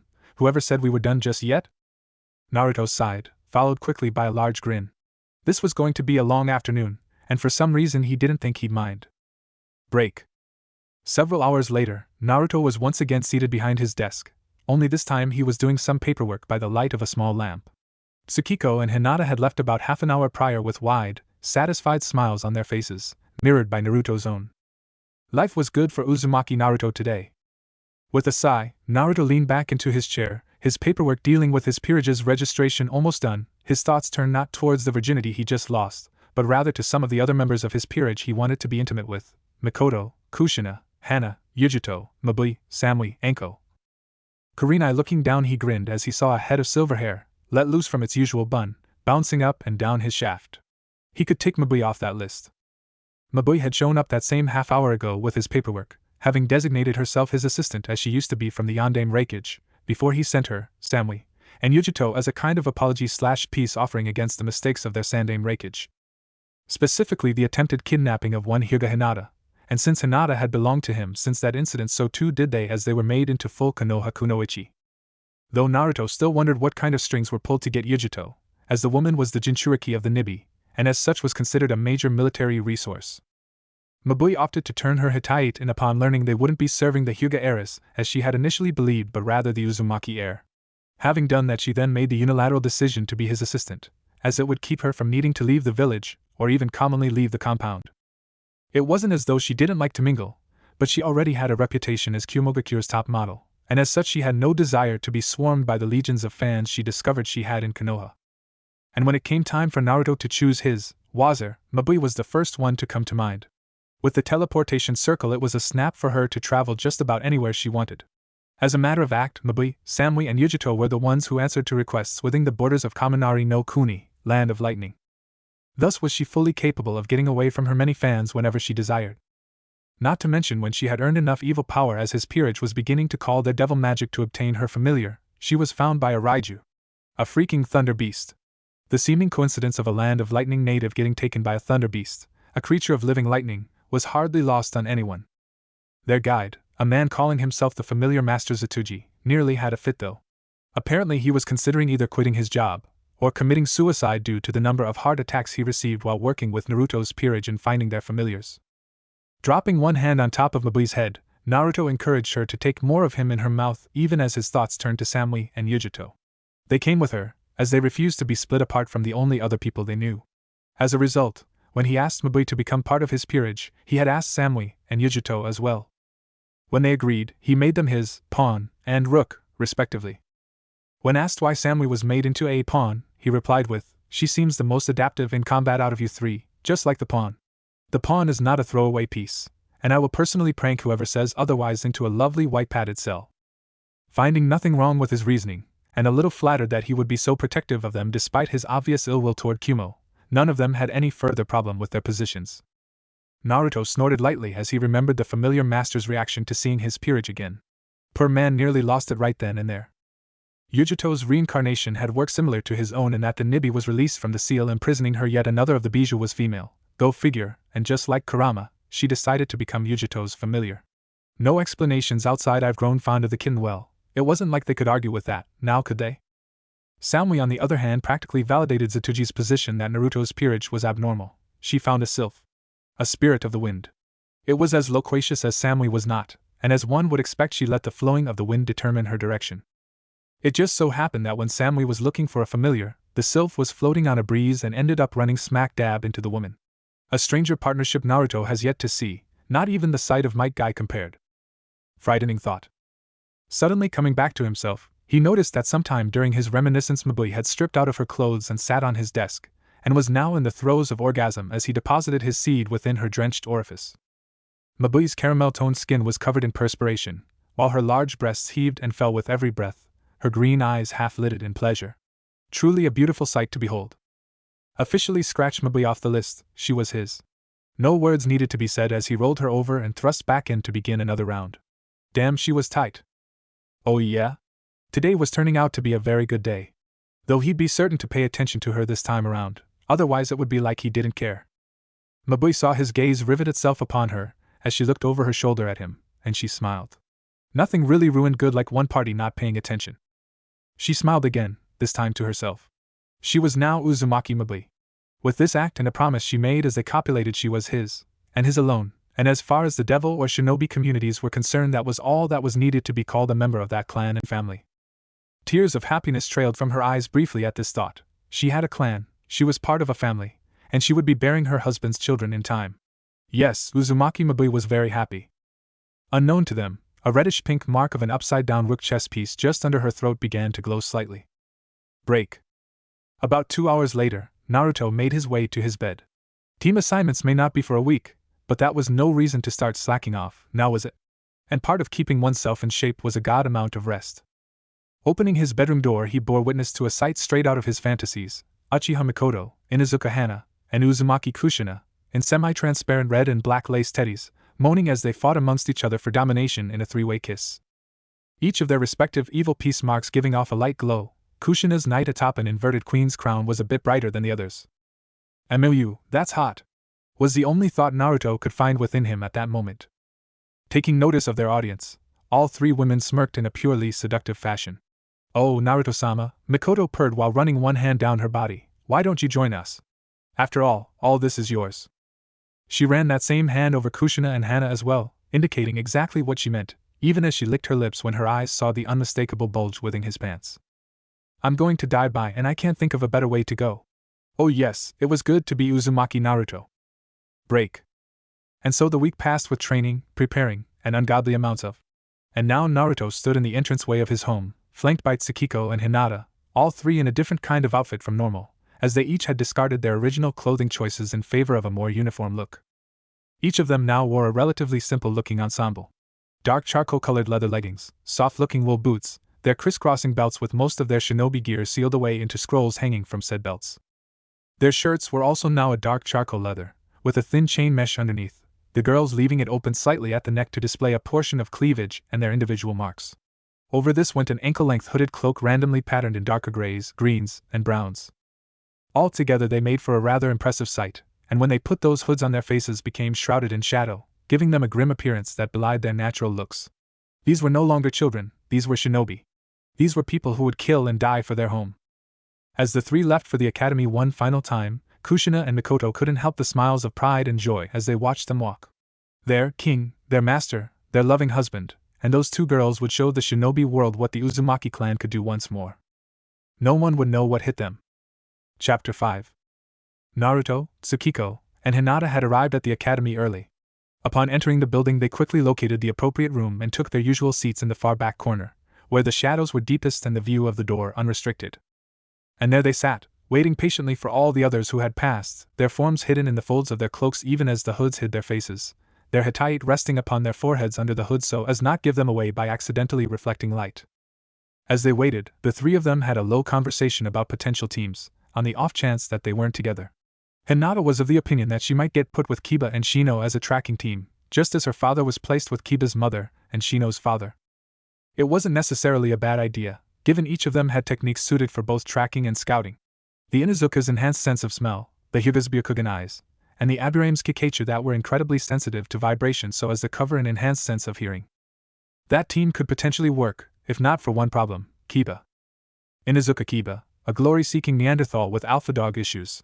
6 years ago, he attempted to force Hinata into becoming his mate, unknowing or uncaring of the fact that she was already promised and bound to Naruto. Kiba's entire plan was to get a kiss from Hinata, then use that opportunity to cop a feel of even more, followed by saying with that kiss she had chosen him. Flashback. Kiba got as far as laying his hand on Hinata's shoulder in preparation to turning her around for that kiss before he found himself thrown off balance, landing face first into Hinata's still developing bust, knocking them both to the ground. This unfortunately also had the end result of Kiba being able to get a good feel of Hinata's but as well before she managed to throw him off, shrieking at him for trying to take liberties. The boy had just smirked and replied that she was his, and he would have her whether she wanted to be or not. This statement incensed every other person there, Kiba's mother especially. Inuzuka-tsum, the mother in question, was both furious and ashamed at her son's actions and words. This kind of behavior was only barely tolerated within their own clan, and even then it had to be mutually agreed upon. Kiba was essentially saying that Hinata had no choice, that she was to be his obedient slave and plaything. Now this was something that Tsum would not tolerate. Even an alpha still had to listen to the opinions of others, as the guiding principle of the Inuzuka clan was live free. This was not meant to mean that they could do whatever they wanted, but rather that they should respect everyone's choices and free will. And Kiba, her stupid son, was disrespecting the clan's founding value. On top of that, he was disrespecting the Hyuga and Uzumaki clans as well. Tsum may have been able to overlook many things, but this wasn't going to be one of them, as she knew that Hinata was already promised to Naruto, and this act would require strong reparations. After all, her son had just publicly and politically embarrassed the Inuzuka clan, while giving grave insult to 2 other clans. Sighing, she strode over to her son and cuffed him in the ear. Kiba turned to his mother. "What was that for, Mom? This is how it works. The male dominates and controls the female. With this she's become mine. You won't have to worry about anything," he practically shouted, defending his actions. "You little fool. Hyuga Hinata is promised and bound to Uzumaki Naruto. She has been for years. I told you this, and yet you seem to have ignored me. Me, your own mother, an alpha of our clan." Tsum berated him loudly, all in front of an ever-growing crowd. Suddenly seeming to calm down, she continued in a low but authority-laden voice, "Do you understand just what you've done? You have disrespected not only the Hyuga clan, for assuming their traditions are similar to ours, but the Uzumaki to whom the girl is sworn to. To add further insult, you also disregarded our own clan's primary principle by attempting to force yourself on this girl." Seeing Kiba's eyes widening at the realization of everything, she went on. "Do you know, Kiba, just what it is I am forced to do in order to atone our very clan's reputation? All for your one stupid act?" Kiba just shook his head mutely. He had no idea. He merely wanted to be able to gloat that he had the single most desired girl in Konoha as his. To be able to do anything he wanted to her. Now he was learning that she was already promised, and to a loser like the Uzumaki? It simply didn't compute for him. Seeing her son's head swimming with thoughts for once, went in for the kill, so to speak. "I'm forced to offer one of our clan to the offended parties, as their servant. And not just anyone either. It must be one of my own children, as it was one of my children to offend. Now obviously they wouldn't accept you, as you began all this. However, I have one other child, your sister, Hana. She will have to pay the price for your actions this day, Kiba." This was delivered in a solemn tone, and for once in his life, Inuzuka Kiba was appalled. His elder sister, Hana, who was like a second mother to him, would be taking his place. She would be forced into service to Uzumaki? His face suddenly shadowed itself under his hair before looking up in determination. "Not today, or ever." Kiba rushed Naruto from behind. The other boy was holding Hinata in a one-armed embrace, his nails sharpening in an instinctual use of his chakra. Before he could take even a half-dozen steps though, Some caught his outstretched hand in an iron grip. "And just what were you planning to do with this, young man?" the woman asked in an angry voice. She had known he was foolish, but had hoped he wasn't that stupid. "What else?" "I was going to rip his throat out, save Hanane-chan from him, and get Hinata. He doesn't deserve either of them." Okay, so maybe it was a forlorn hope. The brat had just tried to kill someone, a fellow resident of Konoha, and a clan heir. So much for not being that stupid. "What you believe aside, Kiba, due to your actions, earlier, and just now again, our clan is in a precarious position. As my new heir, since I'll be giving Hana as a servant, you will now need to think before you do or say anything." Some scolded him. This was not going the way Kiba planned it. He was supposed to get a kiss, claim his girl, and be set for life, while watching Naruto despair. Now it was Kiba who was in despair, as the full weight of his actions slammed down on him, and there was nothing he could do to stop it. Well, he could commit seppuku ritual suicide, but he was 10 years old. He had way too much to live for, too many females to dominate and make his. Yeah, with this little stunt that dream suddenly became a lot more distant. Kiba glared with absolute hate at Naruto's back. He would get his revenge, and Uzumaki would be begging for Kiba's scraps like the loser he is. Glancing at the classroom doors, the trio took note of the arrival of some of the clan heirs. Namely the Yamanaka, Nara, and Akimichi. Each of them sporting an odd air of competence. Especially odd in the Nara, as they were as renowned for their laziness as their genius. The female of the group was nattering away about something that apparently did not interest either male. As usual, Yamanaka Ino strode in, wearing a purple two-piece outfit of sleeveless, midriff-bearing shirt, and knee-length, double-slit skirt with her hitayate seemingly used as a belt. Under this was evidence of chest and thigh wraps, with a kunai holster attached to her right thigh, and to finish she had on heeled black sandals. Her long, blonde hair was tied into a high ponytail, leaving a single long bang to cover her right blue eye while the other eye sparkled with mischief. Clearly this young woman was going for the seductress look. It was working too, as her outfit clearly showed off her nicely proportioned figure. Whichever man got her would be a lucky one indeed. In contrast, Naro Shikamaru slouched his way into the classroom wearing a simple mesh shirt, gray crop-top jacket bearing his clan symbol on either shoulder in blue with his hitayate attached to the right arm, dark gray pants, and blue shinobi sandals. His black hair resembled a pineapple on top of his head, and his dark eyes bespoke of an intelligence tempered greatly by apathy and laziness. Overall impression? Lazy slob. Effective. Few would bother to look beyond that lazy appearance to his true ability. And breaking the mold of the three was Akimichi Choji. Despite the young man's size, he was surprisingly graceful in his entrance, practically gliding in. His common blue shinobi sandals made nary a sound on the wooden floor. His outfit was relatively simple as well, dark gray knee-length shorts with a kunai holster on his right thigh, yellow t-shirt with his clan's crest in red dominating the front, a green overshirt left open to proudly display said symbol, white muffler wrapped around his neck, and his hitayate taking a unique appearance on his head, forcing his light brown hair into two standing parts. Choji's dark eyes were slitted in contentment as he munched away at the contents of a bag he had in hand, belying the determined stare Naruto knew they held whenever someone close to him was in trouble. If Naruto ever wanted a picture of dedication, he would look no further than a Kimichi Choji. Unsurprisingly, the three of them took seats beside each other. It was a well-known fact that the Nara, Yamanaka, and Akimichi clans were close to each other. So close, they even entombed their dead together at a shared memorial site. Now that's what Naruto would call close clan affiliation.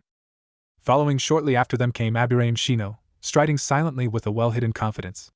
The young man had on black pants, blue shinobi sandal, a large light green coat zipped closed with a high collar to hide the bottom half of his face, a pair of circular sunglasses, and his hitai in place on his forehead holding his afro-like dark brown hair back. No one really seemed to know much about Shino.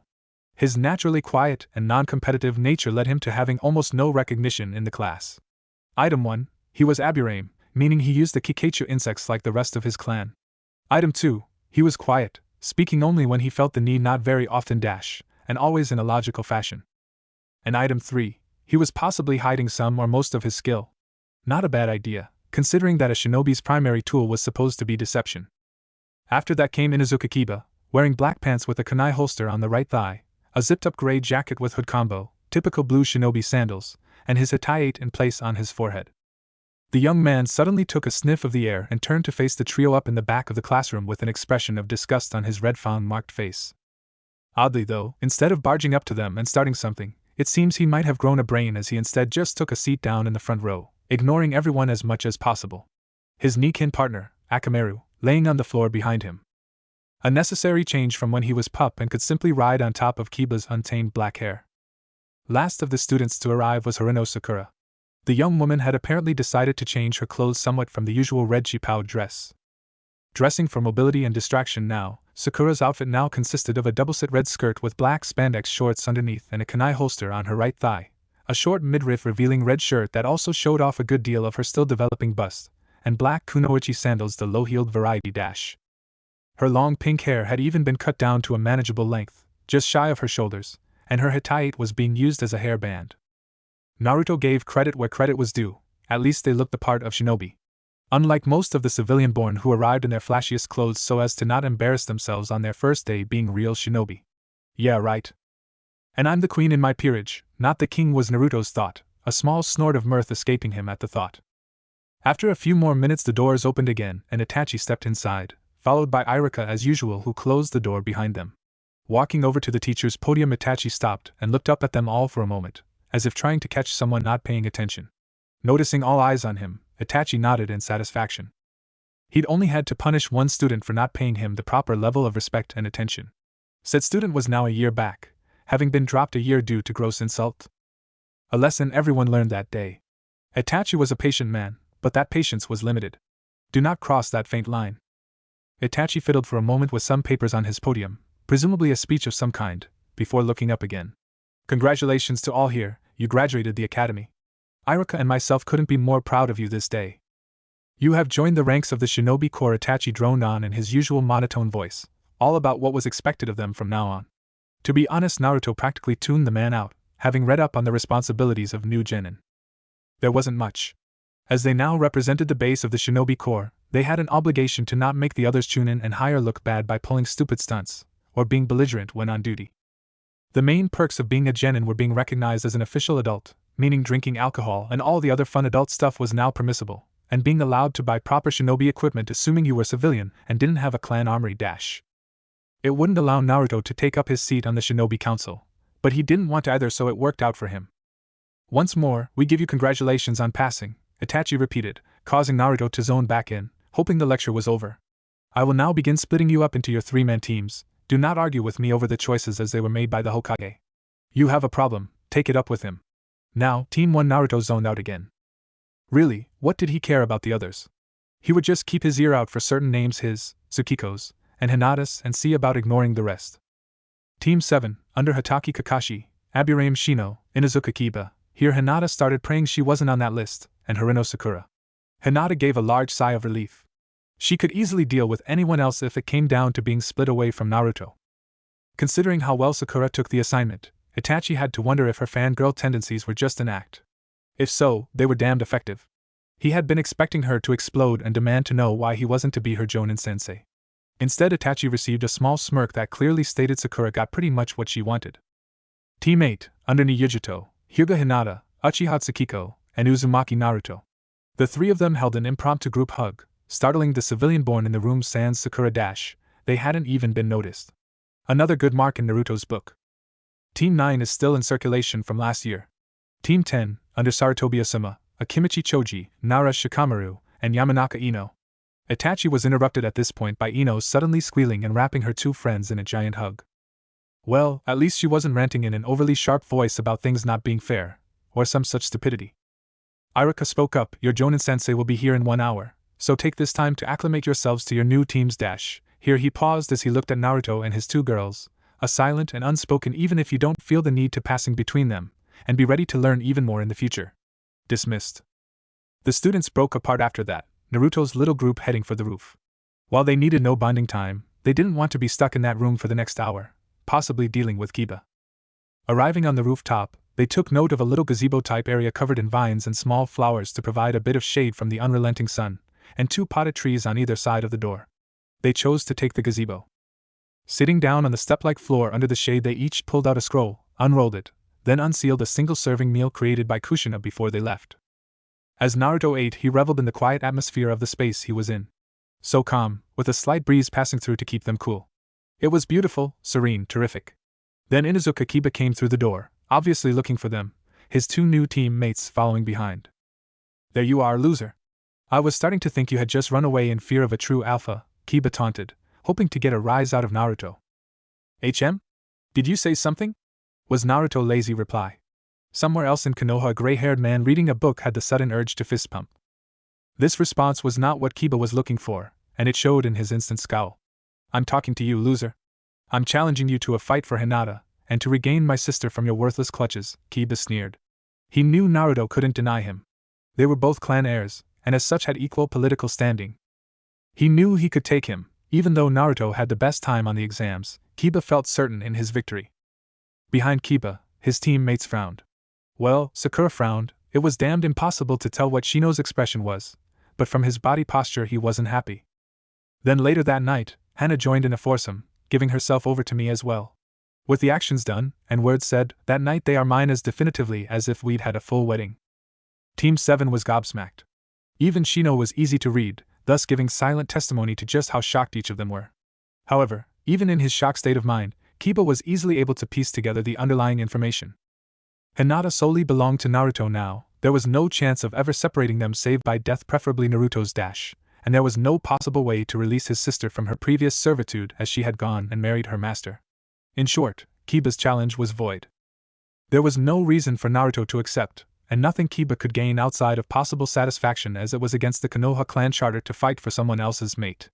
Even Naruto's death wouldn't get him Hinata now, as she was effectively Uzumaki Hinata, the bastard's wife and member of his clan. Kiba felt his world crumble to pieces around him. His plan had been perfect, or so he thought. Wait it out, graduate the academy, be patient, become a genin, and then challenge Naruto. Everything was going to plan, but now it all fell apart. And there was no reason to not believe Naruto's claim, as both Hinata and Tsukiko were nodding in silent agreement. Kiba's mind broke. Not in denial, but in the realization of the irrefutable truth. Hinata would never, could never be his. This one fact knocked him out of his sudden stupor, and straight into a homicidal rage. And in this rage, he attacked. He didn't attack Naruto, though. No, he attacked Hinata, screaming about how she should have been his bitch, to be made into nothing more than his personal cum-dumpster. However, Hinata was not such an easy target to be taken down by one enraged and unthinking genin. She ducked and weaved away from Kiba's anger-strengthened attacks, waiting patiently for her chance to counterattack. Naruto and the others just watched. Sakura and Shino in disbelief that Kiba would attack Hinata of all people, while Naruto and Tsukiko merely felt no need to interfere. They knew just how strong Hinata really was, and knew that Kiba would never so much as scratch her porcelain skin. Just as Hinata was about to strike out at an opening in Kiba's attacks, the young man was brought down by another person sitting on him. This person was none other than Hatake Kakashi, his silver-gray hair defying gravity as normal. What do you think you are doing, Genin Inuzuka? You are assaulting a fellow shinobi of Konoha. You should know that is forbidden outside expressly given consent or registered training grounds, of which the academy roof is not one of. Now explain yourself. Kakashi snapped, clearly angry with Kiba's actions. If I do not receive a satisfactory answer immediately, I will recommend you to be dropped from the shinobi corps, the elder man continued when no answer was forthcoming. "Ah no, Hataki-san dash," Hinata began before being interrupted by Sakura. "Wait, this is our new sensei?" Sakura exclaimed. "Apparently, Haruno-san," Shino replied in a monotone voice they had become used to over the years. Turning to Kakashi, Shino started to give his account of the proceedings, beginning with the break after receiving their teams and leading up to Kiba's snapping. He left nothing out, he edited nothing, not Kiba's actions, not his words, nor did he edit anything Naruto had said. When his telling was done, his former classmates stared at him in slight awe. They had never heard so many words from the quiet boy before. Kakashi sighed, and bound Kiba's hands behind his back. "While your honesty is commendable, Genin Aburame, I was hoping it would be more than an over-obsessed idiot realizing he can have a certain girl. Now I have to take him to torture and interrogation to see if he's even still fit for duty, then make a trip to see Hokage-sama and inform him of the situation, and then I must inform Sum-sen about her son's actions. This is not going to end well." With one last sigh, Kakashi threw the bound and unresponsive Kiba over his shoulder. "Genin Aburame, Genin Haruno, you two are report to Training Ground 7 tomorrow morning, 0900, for continued training as shinobi. Dismissed, and do not speak of what happened here today, to anyone." The man then vanished with Kiba in a Konoha Shunshin, supposedly off to TNI. Naruto shook his head in pity. Kiba hadn't stood a chance. He watched briefly as Sakura and Shino left the roof by the same door they used to get there. Taking a glance at the sun's position, he estimated they only had about 15 minutes left of their break. Rising from his place, he went over to Hinata and pulled her into his embrace, running one hand through her hair while his other made small circle motions on her back to calm and reassure her that the incident was over. The girl in his arms broke into tears, and Tsukiko looked on in sympathy before joining in the hug to impart what comfort she could to her fellow bride. In one stroke, they had destroyed the mind of a young man, effectively killing him, ending his career before it truly began.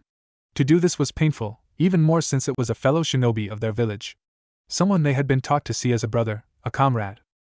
And while it was painful, and she cried over the loss of a potential brother-in-arms, Hinata could not find it in her to feel regret. Kiba had made his choices, and she had made hers. All they could do now was to live with the consequences. Break. 15 minutes later found the trio back in their place at the rear of the classroom. Hinata was very glad for the deep shadows her hood afforded her, so she could hide the small signs of distress that were still evident.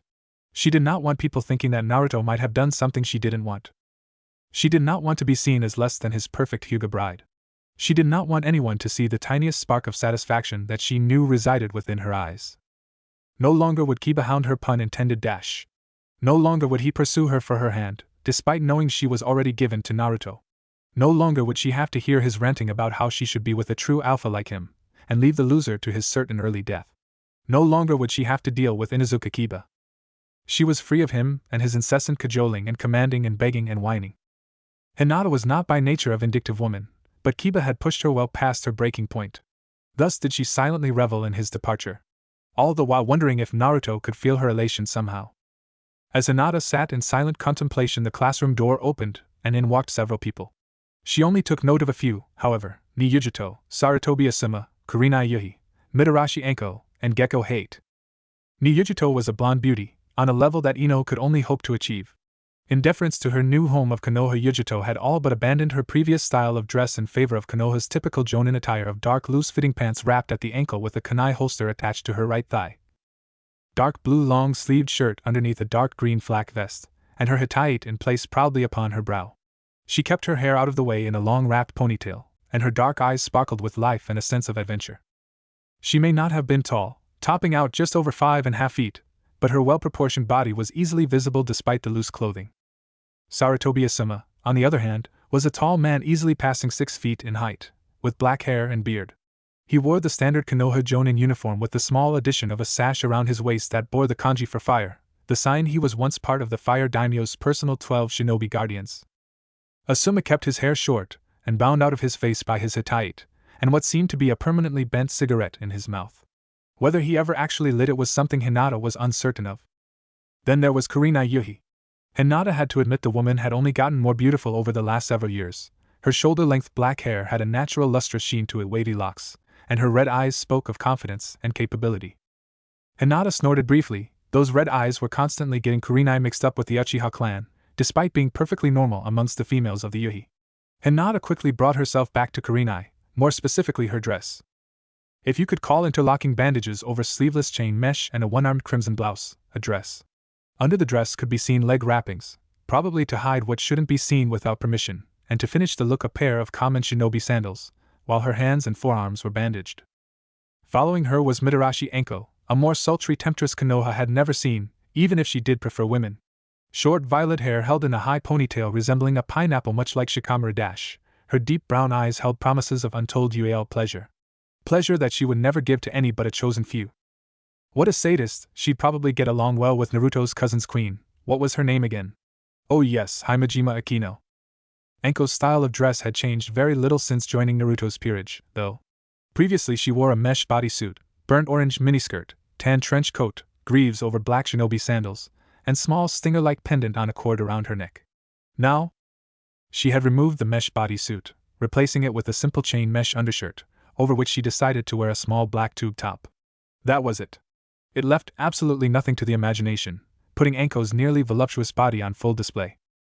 Hinata released a small sigh of relief when Yujito called for Team 8 to follow her out the door. She loved her sisters in the peerage, but Enko was hard to deal with at the best of times. And by the fact the woman sent Hinata a knowing smirk, she possibly knew something about the situation with Kiba that no one else did. Not surprising, really. The woman was second in command of Konoha TNI department, right behind one Marino Ibiki. If Hinata wished to fool Enko, she had many more years of practice ahead of her to even dream of such a thing. So Hinata quietly filed out after Yujito, hoping that Enko wouldn't say anything until she was ready. Quite possibly a forlorn hope. Break. Each of Konoha's teams were given a training area in accordance with their number. As such, it was no surprise that Yujito led them to Training Ground 8.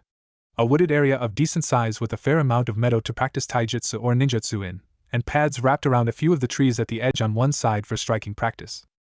A small stream meandered through the grounds on the northern end, giving the area a serene feeling. Turning to face her new team, Yujito spoke in a simple no-nonsense tone. Well, welcome to the Shinobi Corps. Normally I'm supposed to test you on your teamwork before stating that, however, that would be pointless as I know you work well together. So we can skip that. To begin your training, I'll be testing your individual combat skills, stealth and reconnaissance, trap making, everything. She paused and looked at Naruto with a serious expression. Something I feel I must note is this. There can be no favoritism on this team, Naruto-sama. As such, I shall be treating you no better or worse than Sakiko or Hinata. Yujito continued, the rich tones of her voice easily soothing the three's nerves. It was here that Naruto held up a hand. I never expected, nor wished for, such favoritism, Yujito-sensei, he said with a husky accent at the end. I fully expect you to run me into the ground with training, pick me up, then run me even further. Hinata and Sakiko just nodded in tandem. They fully agreed with him, they would get nothing out of being babied. They wanted a training regimen that would push them to become the best. Blinking slightly at having her momentum halted, Yujito paused to regain her thoughts. Very well, at least you know what will be good for your career and continued existence. Now, we have been determined to be a first response style of team. Can I assume at least one of you know what this means? All three of her new students nodded, and Hinata spoke up. It means that whatever the situation, we are to be ready to deal with it. Be it guard duty, escort, assassination, invasion of Konoha, or any of 1,000 and more scenarios. Yujito nodded. Good, they knew what would be expected of them. Most teams she had dealt with in the past had been greener than the tree leaves surrounding this village. In the 8 years since she and her friends were given to Konoha, and further to the Uzumaki, Yujito had passed exactly 2 teams.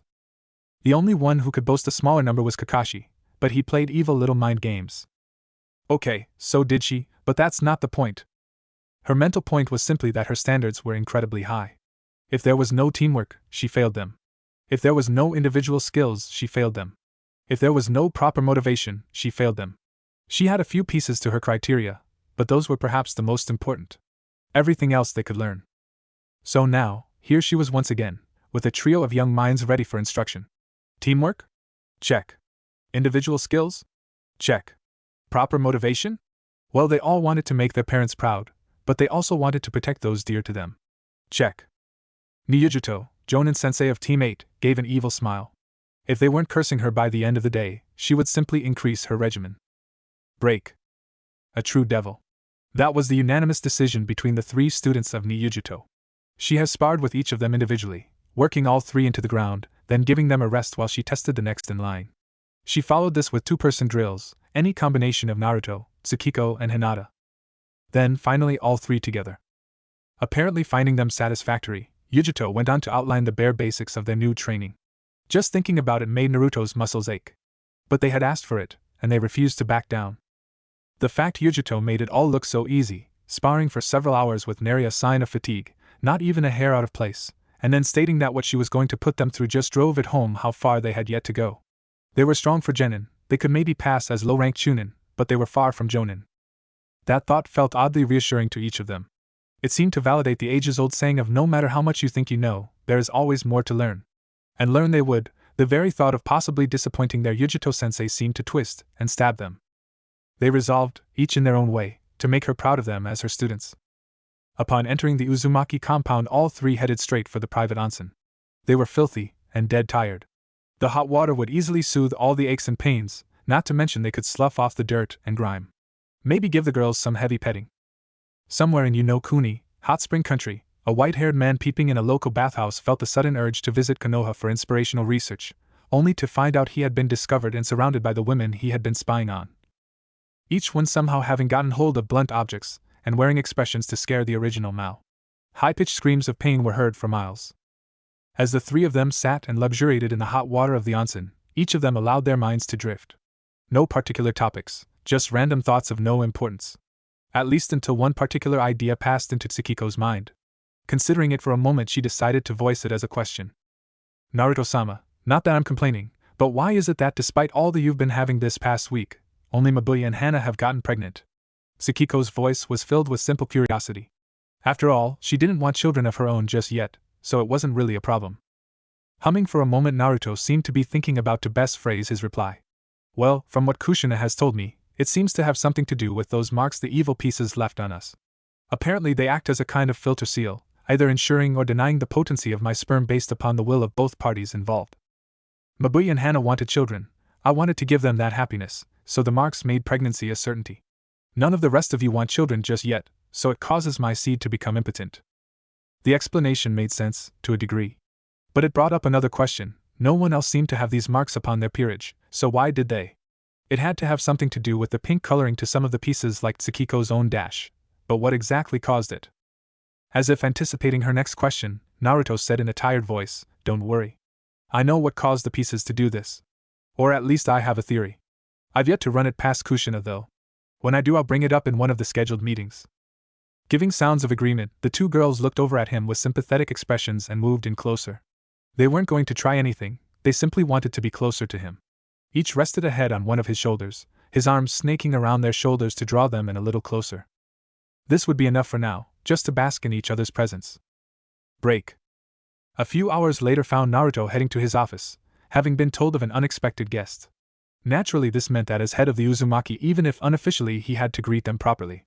Courtesy and all that. Upon opening the door to his office, Naruto was somewhat surprised at what he saw waiting for him. Or rather, he should say whom. A crimson-haired girl roughly his own age sat on one of the couches, being served tea by Mikoto. A very beautiful girl wearing some kind of school uniform. A very familiar girl. Gulping quietly, Naruto said with some trepidation, Hello, Rias. What brings you here? Chapter 6. Rias Gremory, cousin to Uzumaki Naruto, just sat quietly on the couch and sipped at her tea.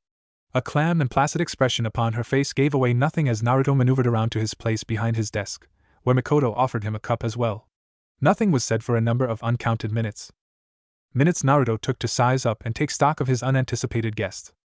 Her bright crimson hair hung free down her back to well past her generous derriere. If she had been standing, her height would top at approximately 5 foot and 4 inches, meaning that with some seriously long hair. He wondered briefly at the amount of care necessary to maintain that much hair dash. She sat comfortably in what Naruto could only assume to be her school's uniform, or at least part of it. A white long-sleeved, button-down shirt with a black ribbon on her shirt collar worn under a black shoulder cape and a matching button-down corset, a magenta skirt with white accents, and brown dress shoes over white crew-length socks. Naruto was suddenly glad he had taken a few moments to change out of his shinobi clothes, and into an informal men's kimono. Rias was almost certainly here for personal reasons. Setting down her tea, Rias turned her gaze to him, her green-blue eyes reflecting the serious nature of whatever it was she wanted to speak about. Naruto-kun, I have recently been made aware of 2 different contracts for my hand in marriage. One does not specifically designate me, but rather the Gremory family heir. The other states Rias Gremory. I must admit I was surprised. Father had shown me the first contract once when mother was not home, and I'm quite certain that I've mentioned it to you on any number of occasions, considering my revulsion towards the agreed-upon party in that contract. one riser phoenix, is quite well known, she began, staring at him with an unfathomable expression. Imagine my surprise then, Rias continued, as if completely oblivious to the rising nervousness easily viewed on Naruto's face, when, not 2 days ago, my brother, Surzex Lucifer, comes to me bearing a sealed marriage contract. This one naming myself, specifically by name, and one Uzumaki Naruto, signed and sealed 10 years ago. Here the young woman's eyes gained a dangerous glint within their ocean-like depths. Now, would you be so kind as to tell me the reason you never mentioned I had an out clause from that first contract practically at my fingertips for the entire time we've known each other, Naruto-kun? Rias dragged his name out, one syllable at a time, each part said with so much honey sweetness that he almost choked on it. Now, Naruto was definitely in trouble. He had intended to tell her about the contract between them for a number of years, but the timing never seemed quite right. Something would always crop up just as he was about to broach the subject, thus ruining the moment. Besides, saying something like, "Oh yeah, that marriage with Riser can be avoided if you marry me instead," just seemed weird. Not to mention arrogant, egotistical, and self-serving. Naruto sighed, the tension leaving his body. I tried many times. I tried on that day when we used the evil piece to bring Kushina back. I tried 6 months later during the summer, and every other time we were together for longer than an hour. However, every time I was going to bring it up, something else occurred, from receiving your own evil pieces, to finding Akino, all the way to your nephew's birth a few years ago. Milkas, right? Finally I gave up, figuring that eventually it would come to light on its own. Besides, if you read it thoroughly, you'd find it's dependent upon your acceptance. His calm, even tone did wonders to soothe the young girl. Apparently explaining things in a calm and rational fashion actually worked. Go figure. Mikoto, who had been standing in her usual place to Naruto's left, decided to speak up. May I see this contract, Rias-sama? Rias looked at her in surprise, having forgotten the older woman was even in the room. How rude. When the request finally managed to make sense to her, Rias gave a nod and summoned up a copy of the contract with the aid of a magical circle, before handing it over. Slightly inclining her head, Mikoto then reached out to take the rolled-up parchment.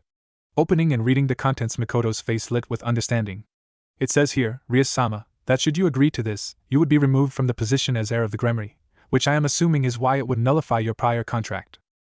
In exchange for this, the Uzumaki would be giving up their singular rights to the elemental nations and instead sharing them with the Gremry. Should you decline, however, this contract goes on to state that another shall be chosen in your place. At these words, Rias' ire with Naruto died, evaporating as if it never was. Looking past Naruto through the large window into the courtyard, one-way glass was so nice dash, she lost herself in trying to determine which path she would take, as she figured she had 3 basic choices. First, she could agree, be removed as the heiress of the Gremry, and become Naruto's wife. Second, she could refuse, accept Riser as her husband, shudder dash, and doom herself to a fate worse than death. Third, she could contest one or both of the contracts, and fight for her freedom. She immediately rejected the second option. Riser would not be getting her, she would commit suicide before allowing that miserable excuse for a male to so much as touch her. This left her with options 1 and 3. Both had their perks, both had their problems. Option 3 had previously been her option 1. A fight, or raiding game, pitting her peerage as incomplete as it was against either Naruto or Riser. Actually, Naruto would simply let her go, so that left fighting Riser. Last she heard, he had nearly a complete peerage, while she only had 4. If Rias was to be honest with herself, she didn't honestly see how she and her queen, rook, knight, and a sealed-away bishop could possibly win. It wasn't a matter of a lack of faith, rather it was experience and numbers. In both areas Riser had her beat, as much as it galled her to admit. While she might argue for superior quality and sheer talent, that would only take them so far. This would lead to her becoming nothing more than Riser's pet, and her peerage would be the man's to command, including the addition or subtraction of members. Basically, he could force her to only have female members, and then have his way with them. She held no delusions. This was what would happen should she marry Riser Phoenix. The man had a reputation for jumping in and out of bed with any woman he found physically attractive, and an ego to match or surpass his magic capacity. On the other hand, there was accepting to become Naruto's bride, or option 1. Her mind briefly wondered why she was going backward before it was shrugged off as inconsequential. In any case, taking this route was possibly the easiest. Naruto was a good man, handsome, charismatic, and being his wife probably wouldn't be too arduous. He valued his peerage and their opinions, treated like family, and was even married to a few of them technically if what she suspected about the silver-haired woman was true. He had men in his peerage. One of those men was the lover/fiancé to one of the women in the same peerage, the other seemed content with the bachelor life. One of the other women in Naruto's peerage was supposedly in a relationship with one of the human retainers, while 2 more were said to be lesbian lovers. The only downside she could see to becoming Naruto's bride would be her removal as the Gremory heir. Not a big thing, really. It just meant that she would no longer be the one to inherit the responsibilities of the family head. She would still represent them to a degree, but her words and actions would, from that point on, reflect more upon Naruto than the Gremory. She wouldn't even lose her peerage. She was still a daughter of the Gremory, and a high-class devil. Her peerage wouldn't be taken from her. Or at least, her right to have one. Naruto even seemed to genuinely want to know Rias as a person instead of as the Gremory heiress. Of course this was obvious as the contract between them was for her, specified by the use of her name, not her title. He had also made attempts to seem like a normal boyfriend with casual touches to her shoulders or hands, giving her massages, taking her for lunch or dinner, or just spending time with her. Wait a minute. Rias' eyes suddenly cut to Naruto's, boring deep into them as if all the answers to the universe were contained within. Tell me, Naruto-kun, Rias said softly, with an intensity that made it clear she needed the honest truth from him. Over the years, when you would visit me during the holidays, and you would ask me questions about myself, was all of that idle curiosity, or were you trying to prepare for being in a relationship with me? Naruto gulped. This was it. This answer would make or break it all. To be honest, a little of both. I wanted to know about you because I was curious as to who you were as a person. I knew about the contract, obviously, so I felt I needed to know just who might be my wife one day. Each time you exceed my hopes, in proving you weren't a spoiled little girl, your brother's actions and opinions aside. You weren't a snob, you didn't think you were above others, and you didn't force anything on anyone. I grew to admire you, and that slowly became something more. He paused for a moment, returning her gaze with a serious expression to let her know just how much he meant the following words. I came to love you, Rias. I fell for the little girl who wouldn't stop nagging me to play with her, for the young lady that wanted to just snuggle up on a couch and watch anime, and for the woman before me now, who knows what she wants in life. Taking a deep breath, Naruto continued his thoughts while resting his head on folded hands. I won't force you into the contract, Rias. If you should choose to fight it, I'll let you go and be content in that it was your choice. And I'll root for you when you fight Riser, because I have come to know you. He doesn't deserve you, Rias. I don't really think anyone does, not even me, but as I said, it's all up to you. Rias just stared into his eyes for what seemed like forever, before asking her next question, her voice never rising from her previous soft tone. If I were to choose you, Naruto-kun, what would you do with me and my peerage? We would be at your disposal. As my husband, the laws of devilkind will bind them to you as surely I will be. Her hand started to shake a little, betraying her agitation. It seems this was a major sticking point for her. Naruto nodded in recognition of her dilemma. Rias was a Gremory who, like the Uzumaki, put family before all else, and your servants were family, blood relation or not. This would naturally extend to your peerage, as they fight for you, serve you, counsel you, and see your ups as well as your downs. Your victories and defeats. The trials and tribulations you go through as a group. It was an important question. Your peerage is your peerage, Rias. I do not believe I have the right to decide what you do with your friends. Despite not being the Gremory heir, should you marry me, you would still be Rias Gremory, and as such would retain full discretion in regards to your peerage. This was stated in the same serious manner as previous, but with a great deal of warmth behind it. He would not choose for her, he would not force her to abandon anyone she had chosen as her servant and friend. He would not come between her and her family. Naruto would respect her and her wishes. Rias made up her mind. Rising from her seat on the couch, she swiftly moved to Naruto's right. Coming around the desk, she reached out and took hold of the lapels of his kimono, using them to bring him closer and claim his lips in a passionate kiss. Feeling bold, Rias then decided to up the ante a little and prodded his lips with her tongue, trying to gain entry. In his stunned state, Naruto took a moment to realize what was going on, and when he felt her tongue, he reciprocated by adding his own and dueling with hers. Breaking the kiss momentarily, Rias said, "Then take me as yours, Naruto, and love me as much as I love you." She reclaimed his lips for yet another passion-filled kiss. They stayed like that for several minutes, just kissing, while Rias maneuvered herself to sit on his lap, straddling his legs, even as his hands came around her waist to hold her steady. They seemingly forgot about Mikoto, who used the opportunity to quietly leave the room and seal it with silencing and warding spells. She had an idea of what was going to happen, and she wholly approved. After all, one could never have too many harem sisters. Oddly enough, the two spells she just used were not the same thing. The silencing spell did as its name implied and silenced all sounds attempting to pass its boundaries. The ward spell, however, apparently made the area within it a locked territory, meaning that it was just shy of being its own dimension. You could look in, you could look out, but you could not pass through physically unless you were air. Such a useful spell. Mikoto had to wonder why it wasn't more well known. It wasn't as though it required an intimate knowledge of 30 different types of movement and 17 equidistant angles and 5 dimensions. Oh wait, yes it did. Oh well, how difficult could that really be? Sure, make us all look bad, Mikoto. Meanwhile, as that occurred in the office, Mikoto was almost dancing through the halls, searching for someone. She found them in the courtyard, playing with the Uchiha children, looking as happy as can be. Mikoto stopped for a moment to admire the sight. Uzumaki Kushina was truly a beautiful woman, and when she smiled like that, joy her beauty went even higher. The woman was made to be a mother, her kindness toward children was unequaled, her love of their happiness unquestionable. She would never harm a child, and the children somehow sensed this, bringing to Kushina all their problems, from being yelled at by their parents, to scraped knees, and Kushina would hear their tales of woe while finding ways for them to forget the pain for a little while.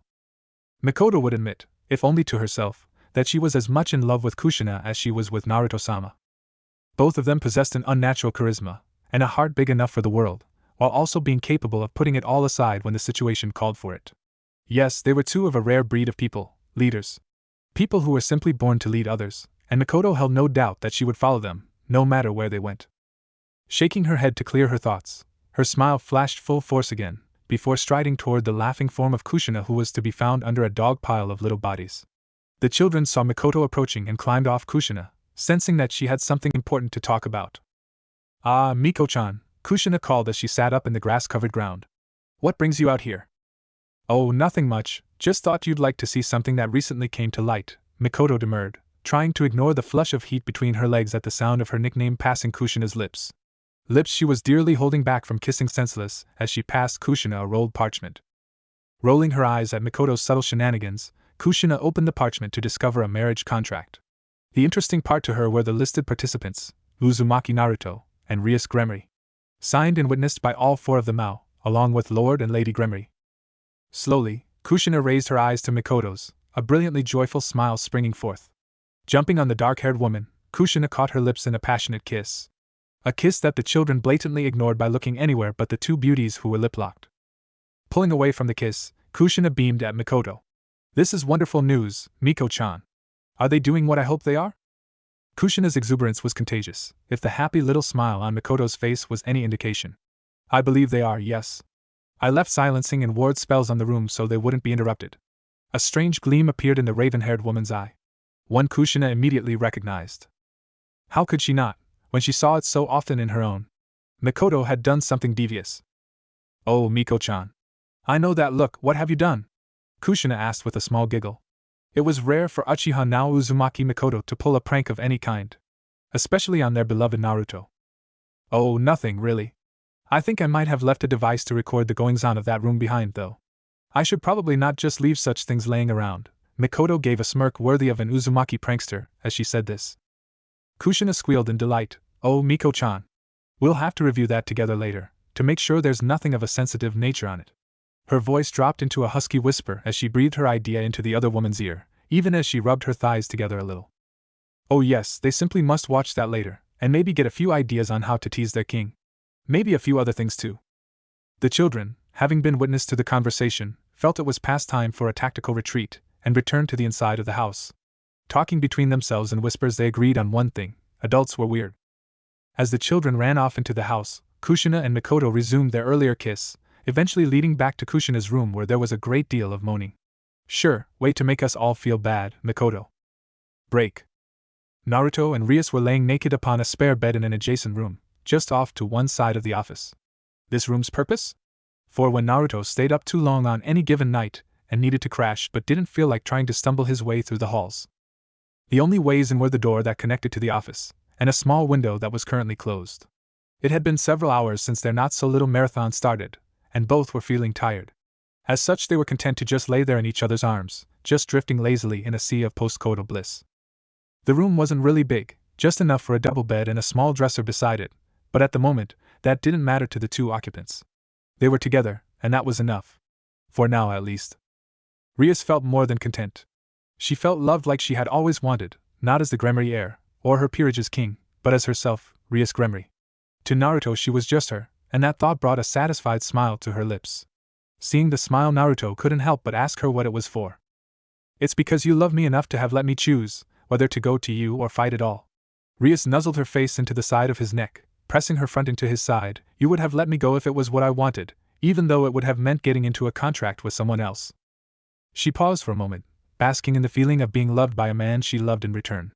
She knew he had several wives already, but he had a heart that could fit so many, and she knew without a shadow of a doubt that he would never set her aside. He would always make time for her. She was content with that. Besides, she knew of the Uzumaki family's legendary stamina. There was no way in the underworld she would be able to handle him by herself. Just the thought of trying sent a shiver down her spine. If she tried to keep him all to herself, she'd probably never leave the bed again. And as much as he liked the idea of Naruto endlessly ravishing her body, she had the feeling that it might end with her orgasmic death. Not the worst way to go, but she wanted to spend her life with her new husband, not leave him to take care of their children alone. A blush found its way onto her cheeks. Children, hers and Naruto's. Her left hand unconsciously found its way to her belly where she could still feel his seed within her. She had mixed feelings about their sudden coupling. On the one hand, she did not regret it, never, but on the other, she realized they had forgotten to use any kind of protection. Rias wasn't sure if she was ready to be a mother just yet. Her own mother had waited centuries before having Surzex, and then centuries more before deciding to have Rias. Could a young girl like her really deal with having a baby? She was still in high school. There was so much more for her to experience. The blush had left her by this point. As if sensing her thoughts, Naruto leaned down a little to kiss the tip of her nose. "No need to worry, Rias," he said calmly. After Mabui and Hana had come to him not 2 days ago stating they were pregnant, Naruto's eyes had bugged out. He had gone to Kushina, trying to figure out why only those two were going to have children, when he had been having almost constantly. Kushina had then explained the functions of the evil peace marks, as she was wont to call them, that she had discovered. First, they acted as filters for his and their desires. Apparently, if the woman with that mark didn't want to get pregnant, his seed was nothing more than thick water. It apparently worked on his end as well. Second, the color scheme indicated how the person in question felt toward him. Pink was completely in love, while red was simply a way of saying loyal but not interested. Yuli thanked the Mao. The men's marks were all red. It explained why after coupling with Hinata and the others their marks had changed to fully pink. The third, and final, ability of the mark actually made his peerage almost immune to the Uzumaki pheromones. The most he could do to any of them was excite them, increasing their pleasure a little bit. After explaining this to Rias, he went on tracing the swirl now sitting above her heart. "This mark on your chest, it works in similar principle. It marks you as mine, just as a start. After that, any and all seed that enters your womb will not take root unless you wish it. To top this off, I knew you might not want a child just yet, so I made sure my own mark, indicating the king on his own chest, was actively suppressing my sperm's potency." Rias sighed in relief. She loved Naruto, but he was right, she didn't want to be a mother just yet. Later, though, the blush returned full force, causing her face to become almost the same shade as her hair. His chuckle at her blushing face didn't help, instead just making her blush worse as she smacked his chest. Rias pouted. Stupid Naruto, couldn't a girl dream about her future without him somehow reading her mind? After that, though, they devolved into simply talking about their peerages, the hopes and dreams therein, and just what kind of personalities they each had. Eventually, though, both of them got up and dressed once more in the clothes they had earlier. As Rias was about to use the transportation circle in the far corner of the office, Naruto stopped her for one last, lingering kiss, before letting her leave in a flash of crimson light. Naruto sighed and returned to his desk. There was always more work to do. As he thought about this, he vaguely remembered the feeling of a spell shattering when Rias left. He figured it must have been a ward spell. Those were incredibly easy to break from inside. As this crossed his mind, he recalled that Mikoto had been present earlier when Rias and he started their impromptu liaison. He chuckled. The woman must have left it behind when she left the room. Silently thanking Mikoto as he sat back down in his very comfortable leather chair, Naruto got back to work. Even he had paperwork, and running a large group of devils and handling the reviews from their accepted contracts was part of his job as king of the peerage. Break. While all of this was happening, back at Training Ground 8, Niyujato lay under a tree, looking utterly spent. The woman could barely lift her arms, and was only just managing to hold on to the image of the untouchable Jonin when she dismissed her new students.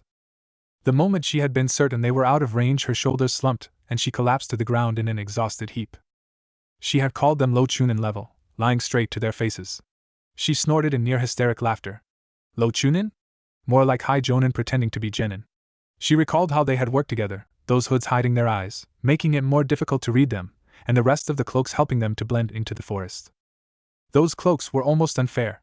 Damn things were surprisingly natural for forest camouflage.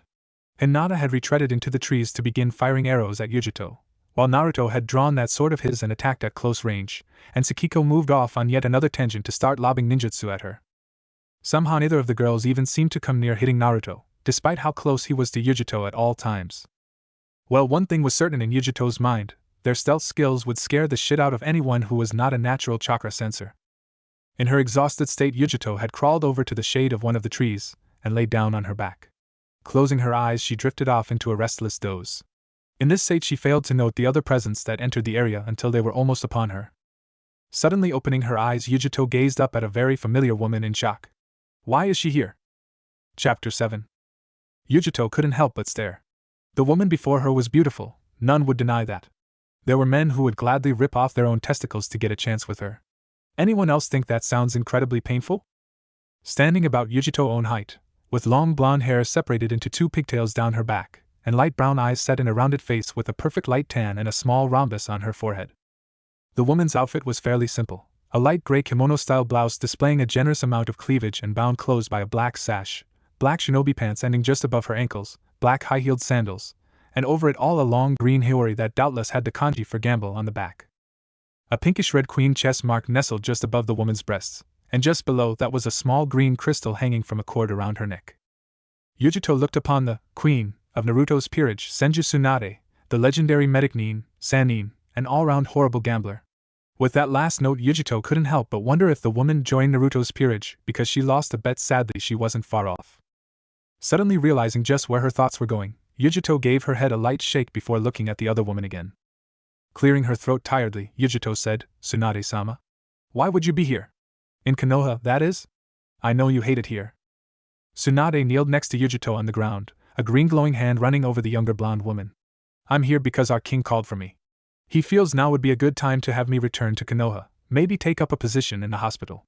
The older woman chuckled in unhidden amusement. The little brat had perfect timing. I was thinking of coming around to give the other girls some more teaching as medics.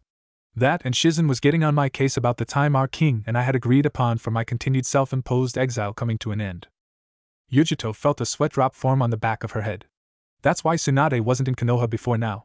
She was in self-imposed exile? She and Naruto had agreed to a time limit? Shizen was keeping track? Yujito couldn't help it. The only thought that managed to get through was, seriously? You know, Tsunade-sama, it's not right to call our king the little brat. I actually have it on good authority that he's anything but small. Yujito giggled and blushed madly. She had managed to grope Naruto's package for a brief moment during their one-on-one earlier. Small was not a word she would use to describe him. That, and the stories she had been hearing for a week now, made it incredibly difficult not to jump him like a cat in heat. She silently cursed her familiar, Matatabi, the Nibi no Bakaniko, for the hormone imbalance she left behind after Yujito had become Naruto's rook. Said hormone imbalance meant it was rather easy to get Yujito in the mood for even if she never actually acted on it. Yujito had no desire to turn into a crazed woman of no moral values. She winced slightly at the thought. She loved her familiar. Matatabi was there for her when her real mother died, filling that empty void in her heart. But damned if that cat wasn't a pervert to make Jiraiya jealous. Some of the things she had brought up while still confined to the seal Yujito had once sported were so incredibly naughty that Yujito had felt the need for a relieving cold shower. There were times the woman had wondered how she came out sane. Then she remembered a saying amongst the jonin, check for your sanity at the door, if you still have it you're in the wrong business. In Yujito's humble opinion few embodied this idea better than Mado Gai, Konoha's foremost taijutsu master. The man was absurdly tall, well-built, and enjoyed wearing tight green spandex, with a bowl-shaped haircut, all while screaming about the flames of youth. In comparison to that, everyone else looked normal. Then Yujito remembered that Guy had a set of students from the previous year, and prayed for their mental stability, as their sanity was likely long dead and buried. Realizing she was getting off track, and that she hadn't heard a word Tsunade had obviously been saying, Yujito shook her head again and gave a sheepish grin. Sorry, Tsunade-sama, what were you saying? Tsunade huffed in irritation. Really, Yujito, we're both servants of Naruto. You don't need to call me with Sama. Seeing she wasn't getting anywhere with that, again, the busted woman sighed in resignation. Anyway, I was saying that your body can't take much more of this denial. It's getting to the point that your muscles are breaking down to fuel yourself as all the food you eat is probably taken by the hormones. In other words, my dear girl, you need to get laid. Tsunade paused for a moment, making eye contact to be certain Yujito was listening and understanding just how serious this was. Yujito, I know you've been reacting like this for years now, ever since Matatabi was released. And it's only gotten worse with how you refuse to let yourself go. Your body craves Yujito. because the hormones are trying to find the proper balance, and you denying that is causing undue stress. Now look me in the eye, and tell me, is there someone who causes this need to flare more than anyone else? Yujito thought for a moment. A flash of blonde hair and bright blue eyes peeking out from under a hood went through her mind, and she felt her body heat up again. This time, though, it caused her physical pain, and she screamed. The pain was intense, but focused around her belly, as though she were impossibly hungry. With a gasp, Yujito forced one thing through her clenched teeth, Naruto-sama. Tsunade sighed again, her hand glowing once more as she attempted to relieve the pain the younger woman was in. Who knew that releasing the Nibi would have such a drastic effect? Naruto didn't have any issues when Kurama left him, and the other Jinchuriki in the peerage hadn't suffered any kind of kickback. So what made Yujito different? It was a mystery, one Tsunade was intent on solving. Seeing the healing jutsu take effect on the young woman, Tsunade helped her sit up and lean against the tree. So, Naruto-sama, is it? She asked with a sly tone and amused expression. Our young king is attracting almost every female in the peerage.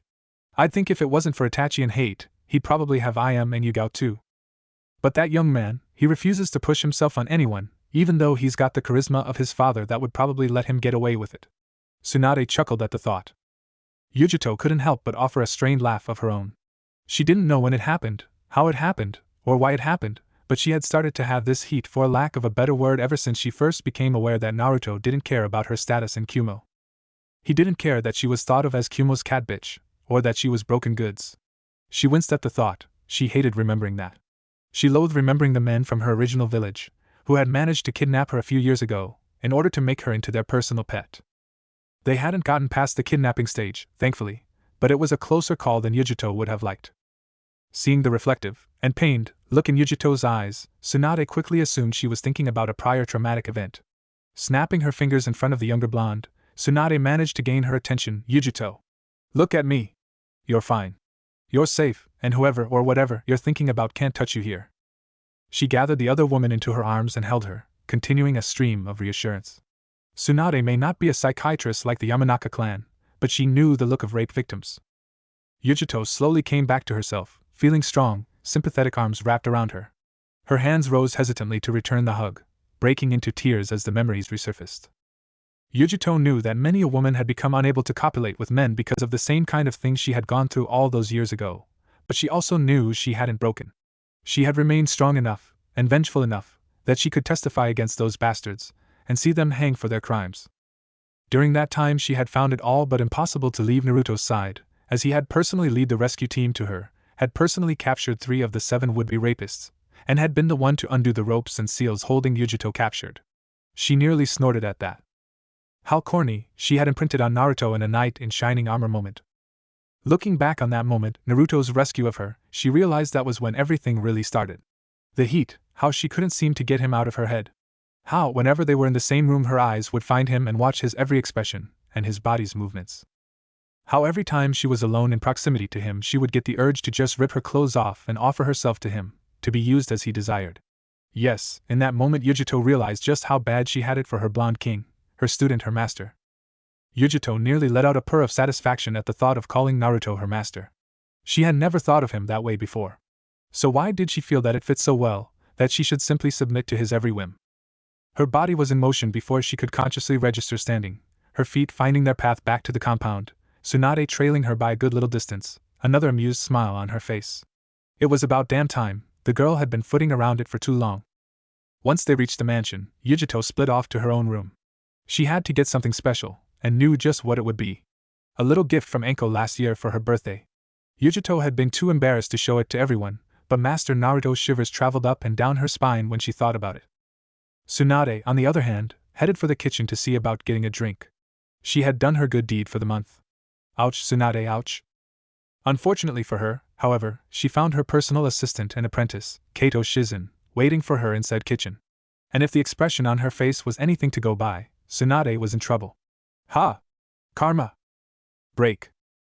A number of hours later Tsunade knocked upon the door of her king's office, having finally managed to evade her apprentice. Waiting patiently to hear the command to enter, she then opened the door and set foot in a room she had not been in for nearly 3 years. Not since Naruto had called her back to help deal with Yujito's kidnapping. Tsunade still felt a frisson of fear touch her spine whenever she recalled Naruto's mental state at the time. Angry didn't begin to describe to all-consuming fury her king held that day. Glancing at his sword out of the corner of her eye, she recalled the violet-black flames that had burst forth at his touch. The third flame of DWRNWYN, dark fire, darkness flame, fiend's fire. Call it what you will, the flame did not merely attack the body or mind, but rather the very soul, leaving only a blackened imprint upon the ground to prove the target ever existed. Asterisk. As a medic, that particular flame was insultingly powerful. There wasn't even a body left to try and save. Shaking her head, she wryly noted she was getting as bad as her king at getting lost in her thoughts. Clearing her throat, Tsunade stood before Naruto's desk, her legs shoulder-width apart, her arms clasped behind her back, noticeably pushing her impressive bust further into view. My king. As per our agreement, I have returned to your side. I, Senju Tsunade, do hereby take up my responsibilities as queen of this peerage. Will my king receive my service? Her voice was clipped in a perfect businesslike tone, not a moment of hesitation. In like voice, Naruto responded, Senju Tsunade, as king of this peerage I, Uzumaki Naruto, do hereby accept your return to my service. May you bring honor to the family I have created. For several minutes they held each other's eyes, while an unnoticed Mabui stood off to one side with an amused expression. Suddenly the two she was watching burst into loud laughter, as if they had just pulled off the biggest joke of all time. Mabui sighed, like king, like peerage. Naruto-kun is slowly corrupting us all. Next thing I know it will be Kurenai pulling something. The thought put a shiver throughout Mabui's entire body, as if crying against nature.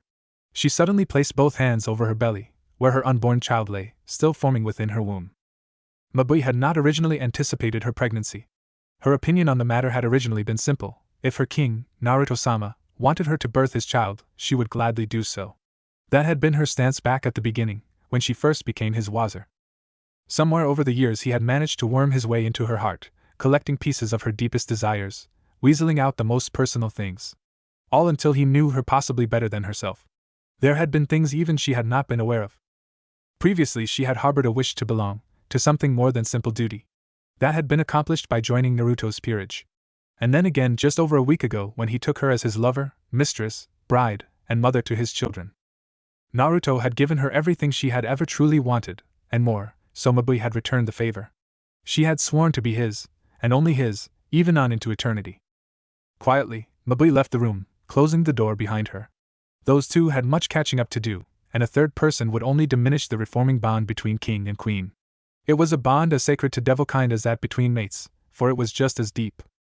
It had to be. The queen was the king's first and last line of defense, and as such had to be immensely powerful. Not to mention the queen had to have the ability to hold and command the peerage's respect and obedience. In that regard, Senju Tsunade was an almost inspired choice. Kunoichi everywhere, throughout the nations, looked to her as an example of what a true kunoichi was supposed to be. Strong, independent, beautiful, learned, and skilled. In all these aspects, Senju Tsunade practically ruled supreme. At least, that's how people who didn't know her saw it. Those that could claim any true knowledge of her character knew her flaws were many and varied. She had an issue with drinking too much too often daily. She had a temper to match her nearly forgotten Uzumaki heritage. She was competitive to a fault.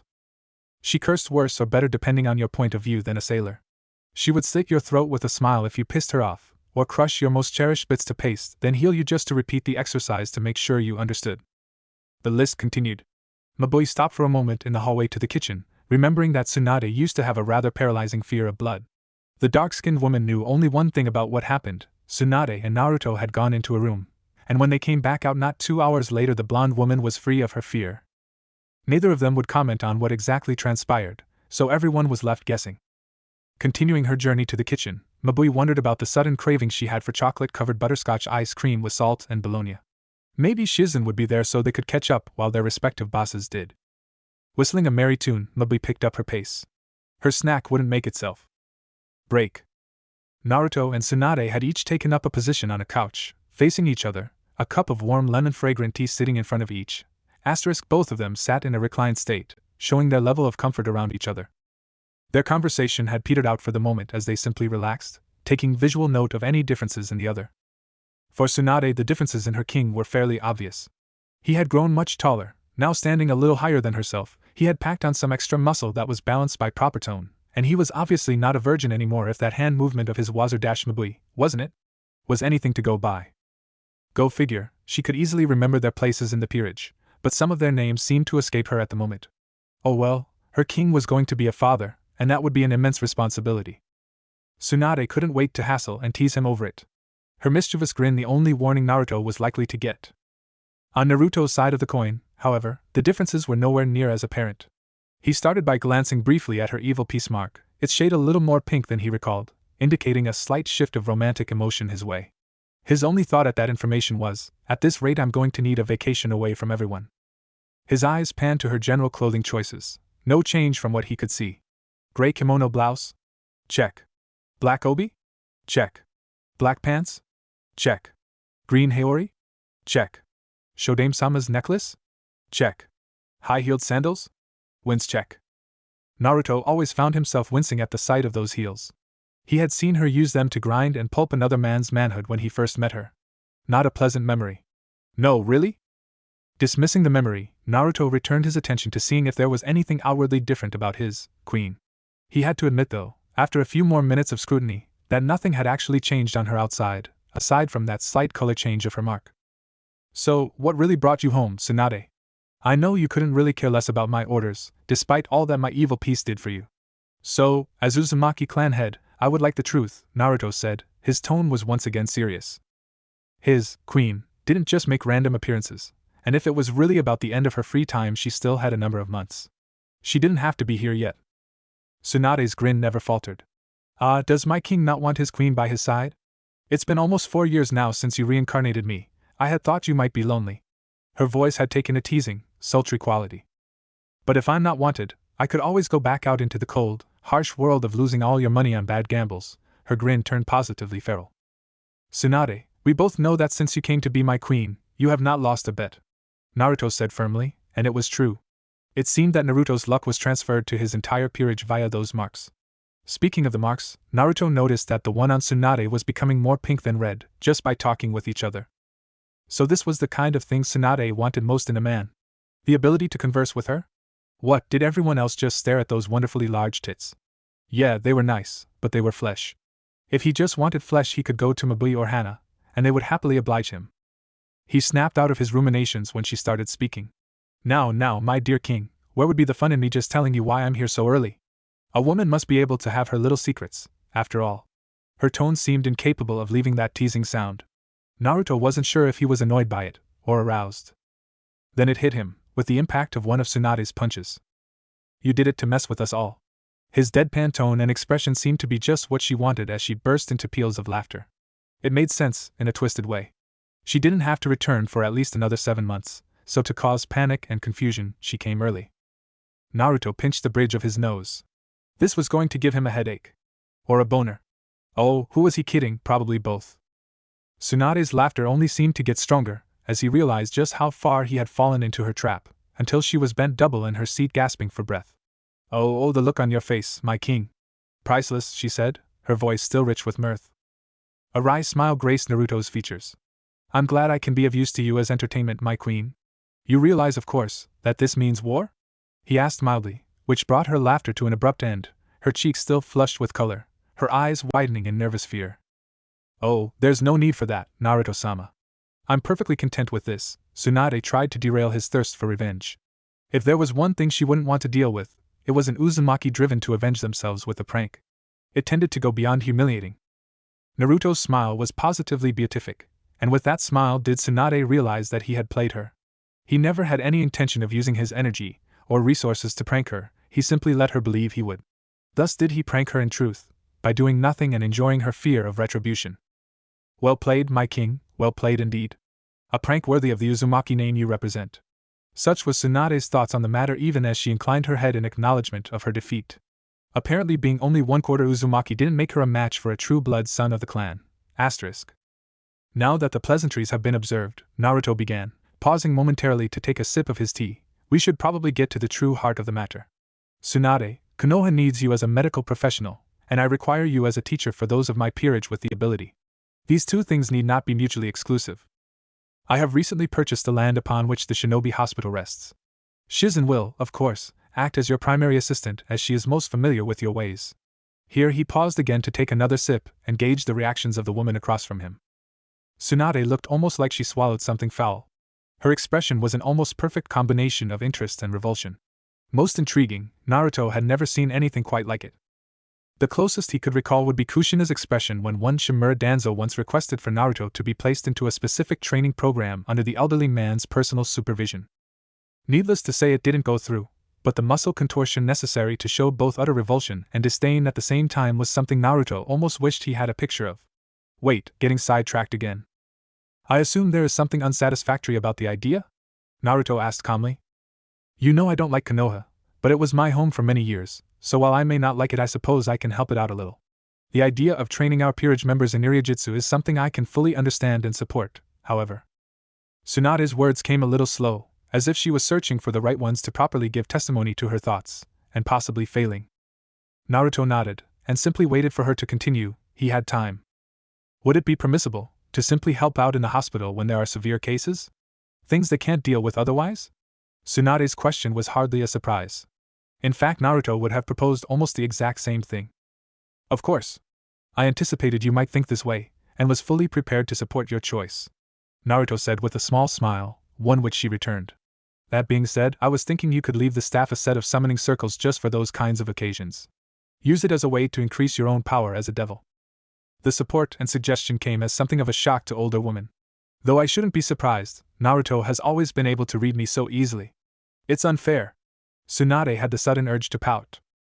Unnoticed to Tsunade, the mark on her chest shifted drastically in color, almost a full pink. Just a sliver of red tint remained. It did, however, catch Naruto's attention. Oh, come on. It's like there's some kind of cosmic asshole out there trying to get me laid by every hot woman I come across. COUGH asterisk insert innocent whistle here asterisk who's next? Yujito? This is uncomfortable. Okay, enough with the breaking of the fourth wall. Coming back to himself from his unconscious thoughts, Naruto found Tsunade had changed positions, and was now sitting directly beside him, her face leaning over his, her breaths coming in short and ragged. Her cheeks were flushed with color, and as she leaned in closer her eyes fluttered closed, as if to concentrate on the feeling. Naruto had one reaction to this. He closed his eyes, and claimed her lips with his own. He sat there, reveling in the feel and taste of her lips. The soft yet firm texture, the slightly sweet taste of her lipstick when he ran his tongue out to lick her lips, looking for entrance. Entrance she gave willingly, ensuring a small tongue battle that he won as she submitted herself. Breaking apart slowly, a trail of saliva connecting them, they looked in each other's eyes with expressions of adoration, love, and devotion. The mark upon Tsunade's chest completely pink now. You know, my king, Tsunade started, breaking the silence, there's no going back now. I'm yours until the end of time, and you are mine. I don't care that I have to share you, but when you are with me alone, you are mine alone. We will respect each other, as a true king and queen should. Children will come in proper time, and we will raise them together. This is what I expect from our relationship, and there had better not be any problems, she declared, a fire burning deep within her blue eyes. Naruto gave a chuckle. I have no complaints in the slightest, my dear queen. This king accepts the contract you have proposed. He smiled at her, a full smile that made her knees weak, and if she had been standing, would have forced her to sit down. By the gods and goddesses, she loved that smile. Silently she sent a small prayer to her former lover from decades back, a man she had thought to marry at one time, Kato Dan, Shizen's uncle. The man had been supportive, but had died before they could really do much more than love once, leaving behind a broken-hearted Tsunade and a badly coping Shizen.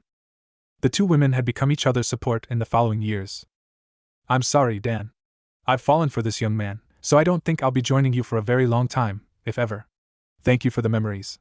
We will live, and learn to be happy. Goodbye, Dan. Tsunade's attention was captured suddenly by another kiss, and roaming hands. Gently she pushed Naruto away. I'm sorry, Naruto, but I'm not quite ready for that. Give me a little more time, alright? Naruto smiled, sitting back into his place on the couch. Of course, Tsunade. However much time you require, I am willing to give. Whenever you are ready, I will be ready to take that step with you.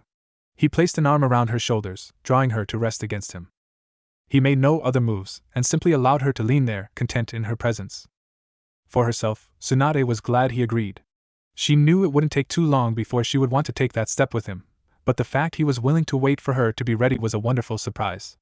Most men wouldn't wait, but then her king wasn't them. Her king. She could get used to calling him that. There was something kind of kinky about it.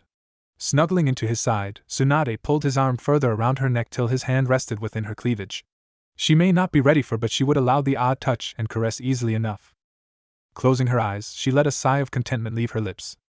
Senju Tsunade had finally found a man she felt she would be happy with, and she wasn't going to let him go anytime soon. Her lips curled into a happy little smile as she dozed off. Break. Tsunade woke an hour or so later, curled up in a small bed, in a small room. Looking around a little warily, she recognized it as the antechamber to Naruto's office. She noticed that he had even covered her with a light blanket. Then she noticed that she was naked under that. Blinking for a few moments, Tsunade finally just shrugged. If her king wanted to see that which now belonged only to him, she would let him. So long as he reciprocated, of course. She quickly saw her clothes had been neatly folded and stacked atop the small dresser. Giggling softly, Tsunade made her way to the closed door, and cracked it open a little to peer into the office. Sadly, she didn't see any signs of Naruto.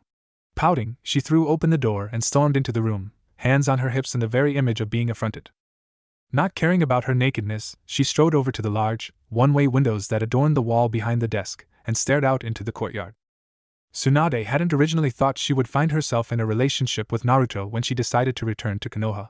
No, that had been the only part of the scenario she hadn't seen coming. And yet, she could not find it within herself to be disappointed in herself for falling for a much younger man, and brazenly choosing him as her partner for life. Whether this life, or another, she had sworn to be his. Looking down at her body, she experimentally hefted her large, nearly obscenely bountiful breasts. Damn, but they were full, firm, and perky. One of the bonuses of being reincarnated, in her humble opinion. As she had been constantly regenerating her body at a cellular level, to appear to be of the age of 25, her body had been reincarnated at that age. No cellular degeneration from her true age, no complications, just a beautiful and busty, now natural, 25-year-old body that she had to very little to maintain outside of her usual exercise. She smiled and let one hand travel the flat plane of her belly to lay over her womb. She had mentioned bearing her king's children, and due to being reincarnated at the age she had been showing, she could actually do just that. Her body was in perfect condition for any kind of fun she and her king wished to have. Suddenly Tsunade looked up at the sky, finally taking note that the sun had set, and the stars and moon were out. No wonder Naruto wasn't in the office, he had probably gone to his bed. She smiled again. Turning around to get her clothes, she remembered that another of her king's peerage had a surprise for him. She wondered how that was going, when a sly and knowing smirk replaced her earlier smile. Putting her clothes on, sans underwear, as she never bothered in the first place, she started to head for her own room, when she discovered her feet were in fact on the path to Naruto's. Maybe she was ready after all. Giggling like a schoolgirl, Tsunade continued on her way, hoping her king would still have enough energy for her too.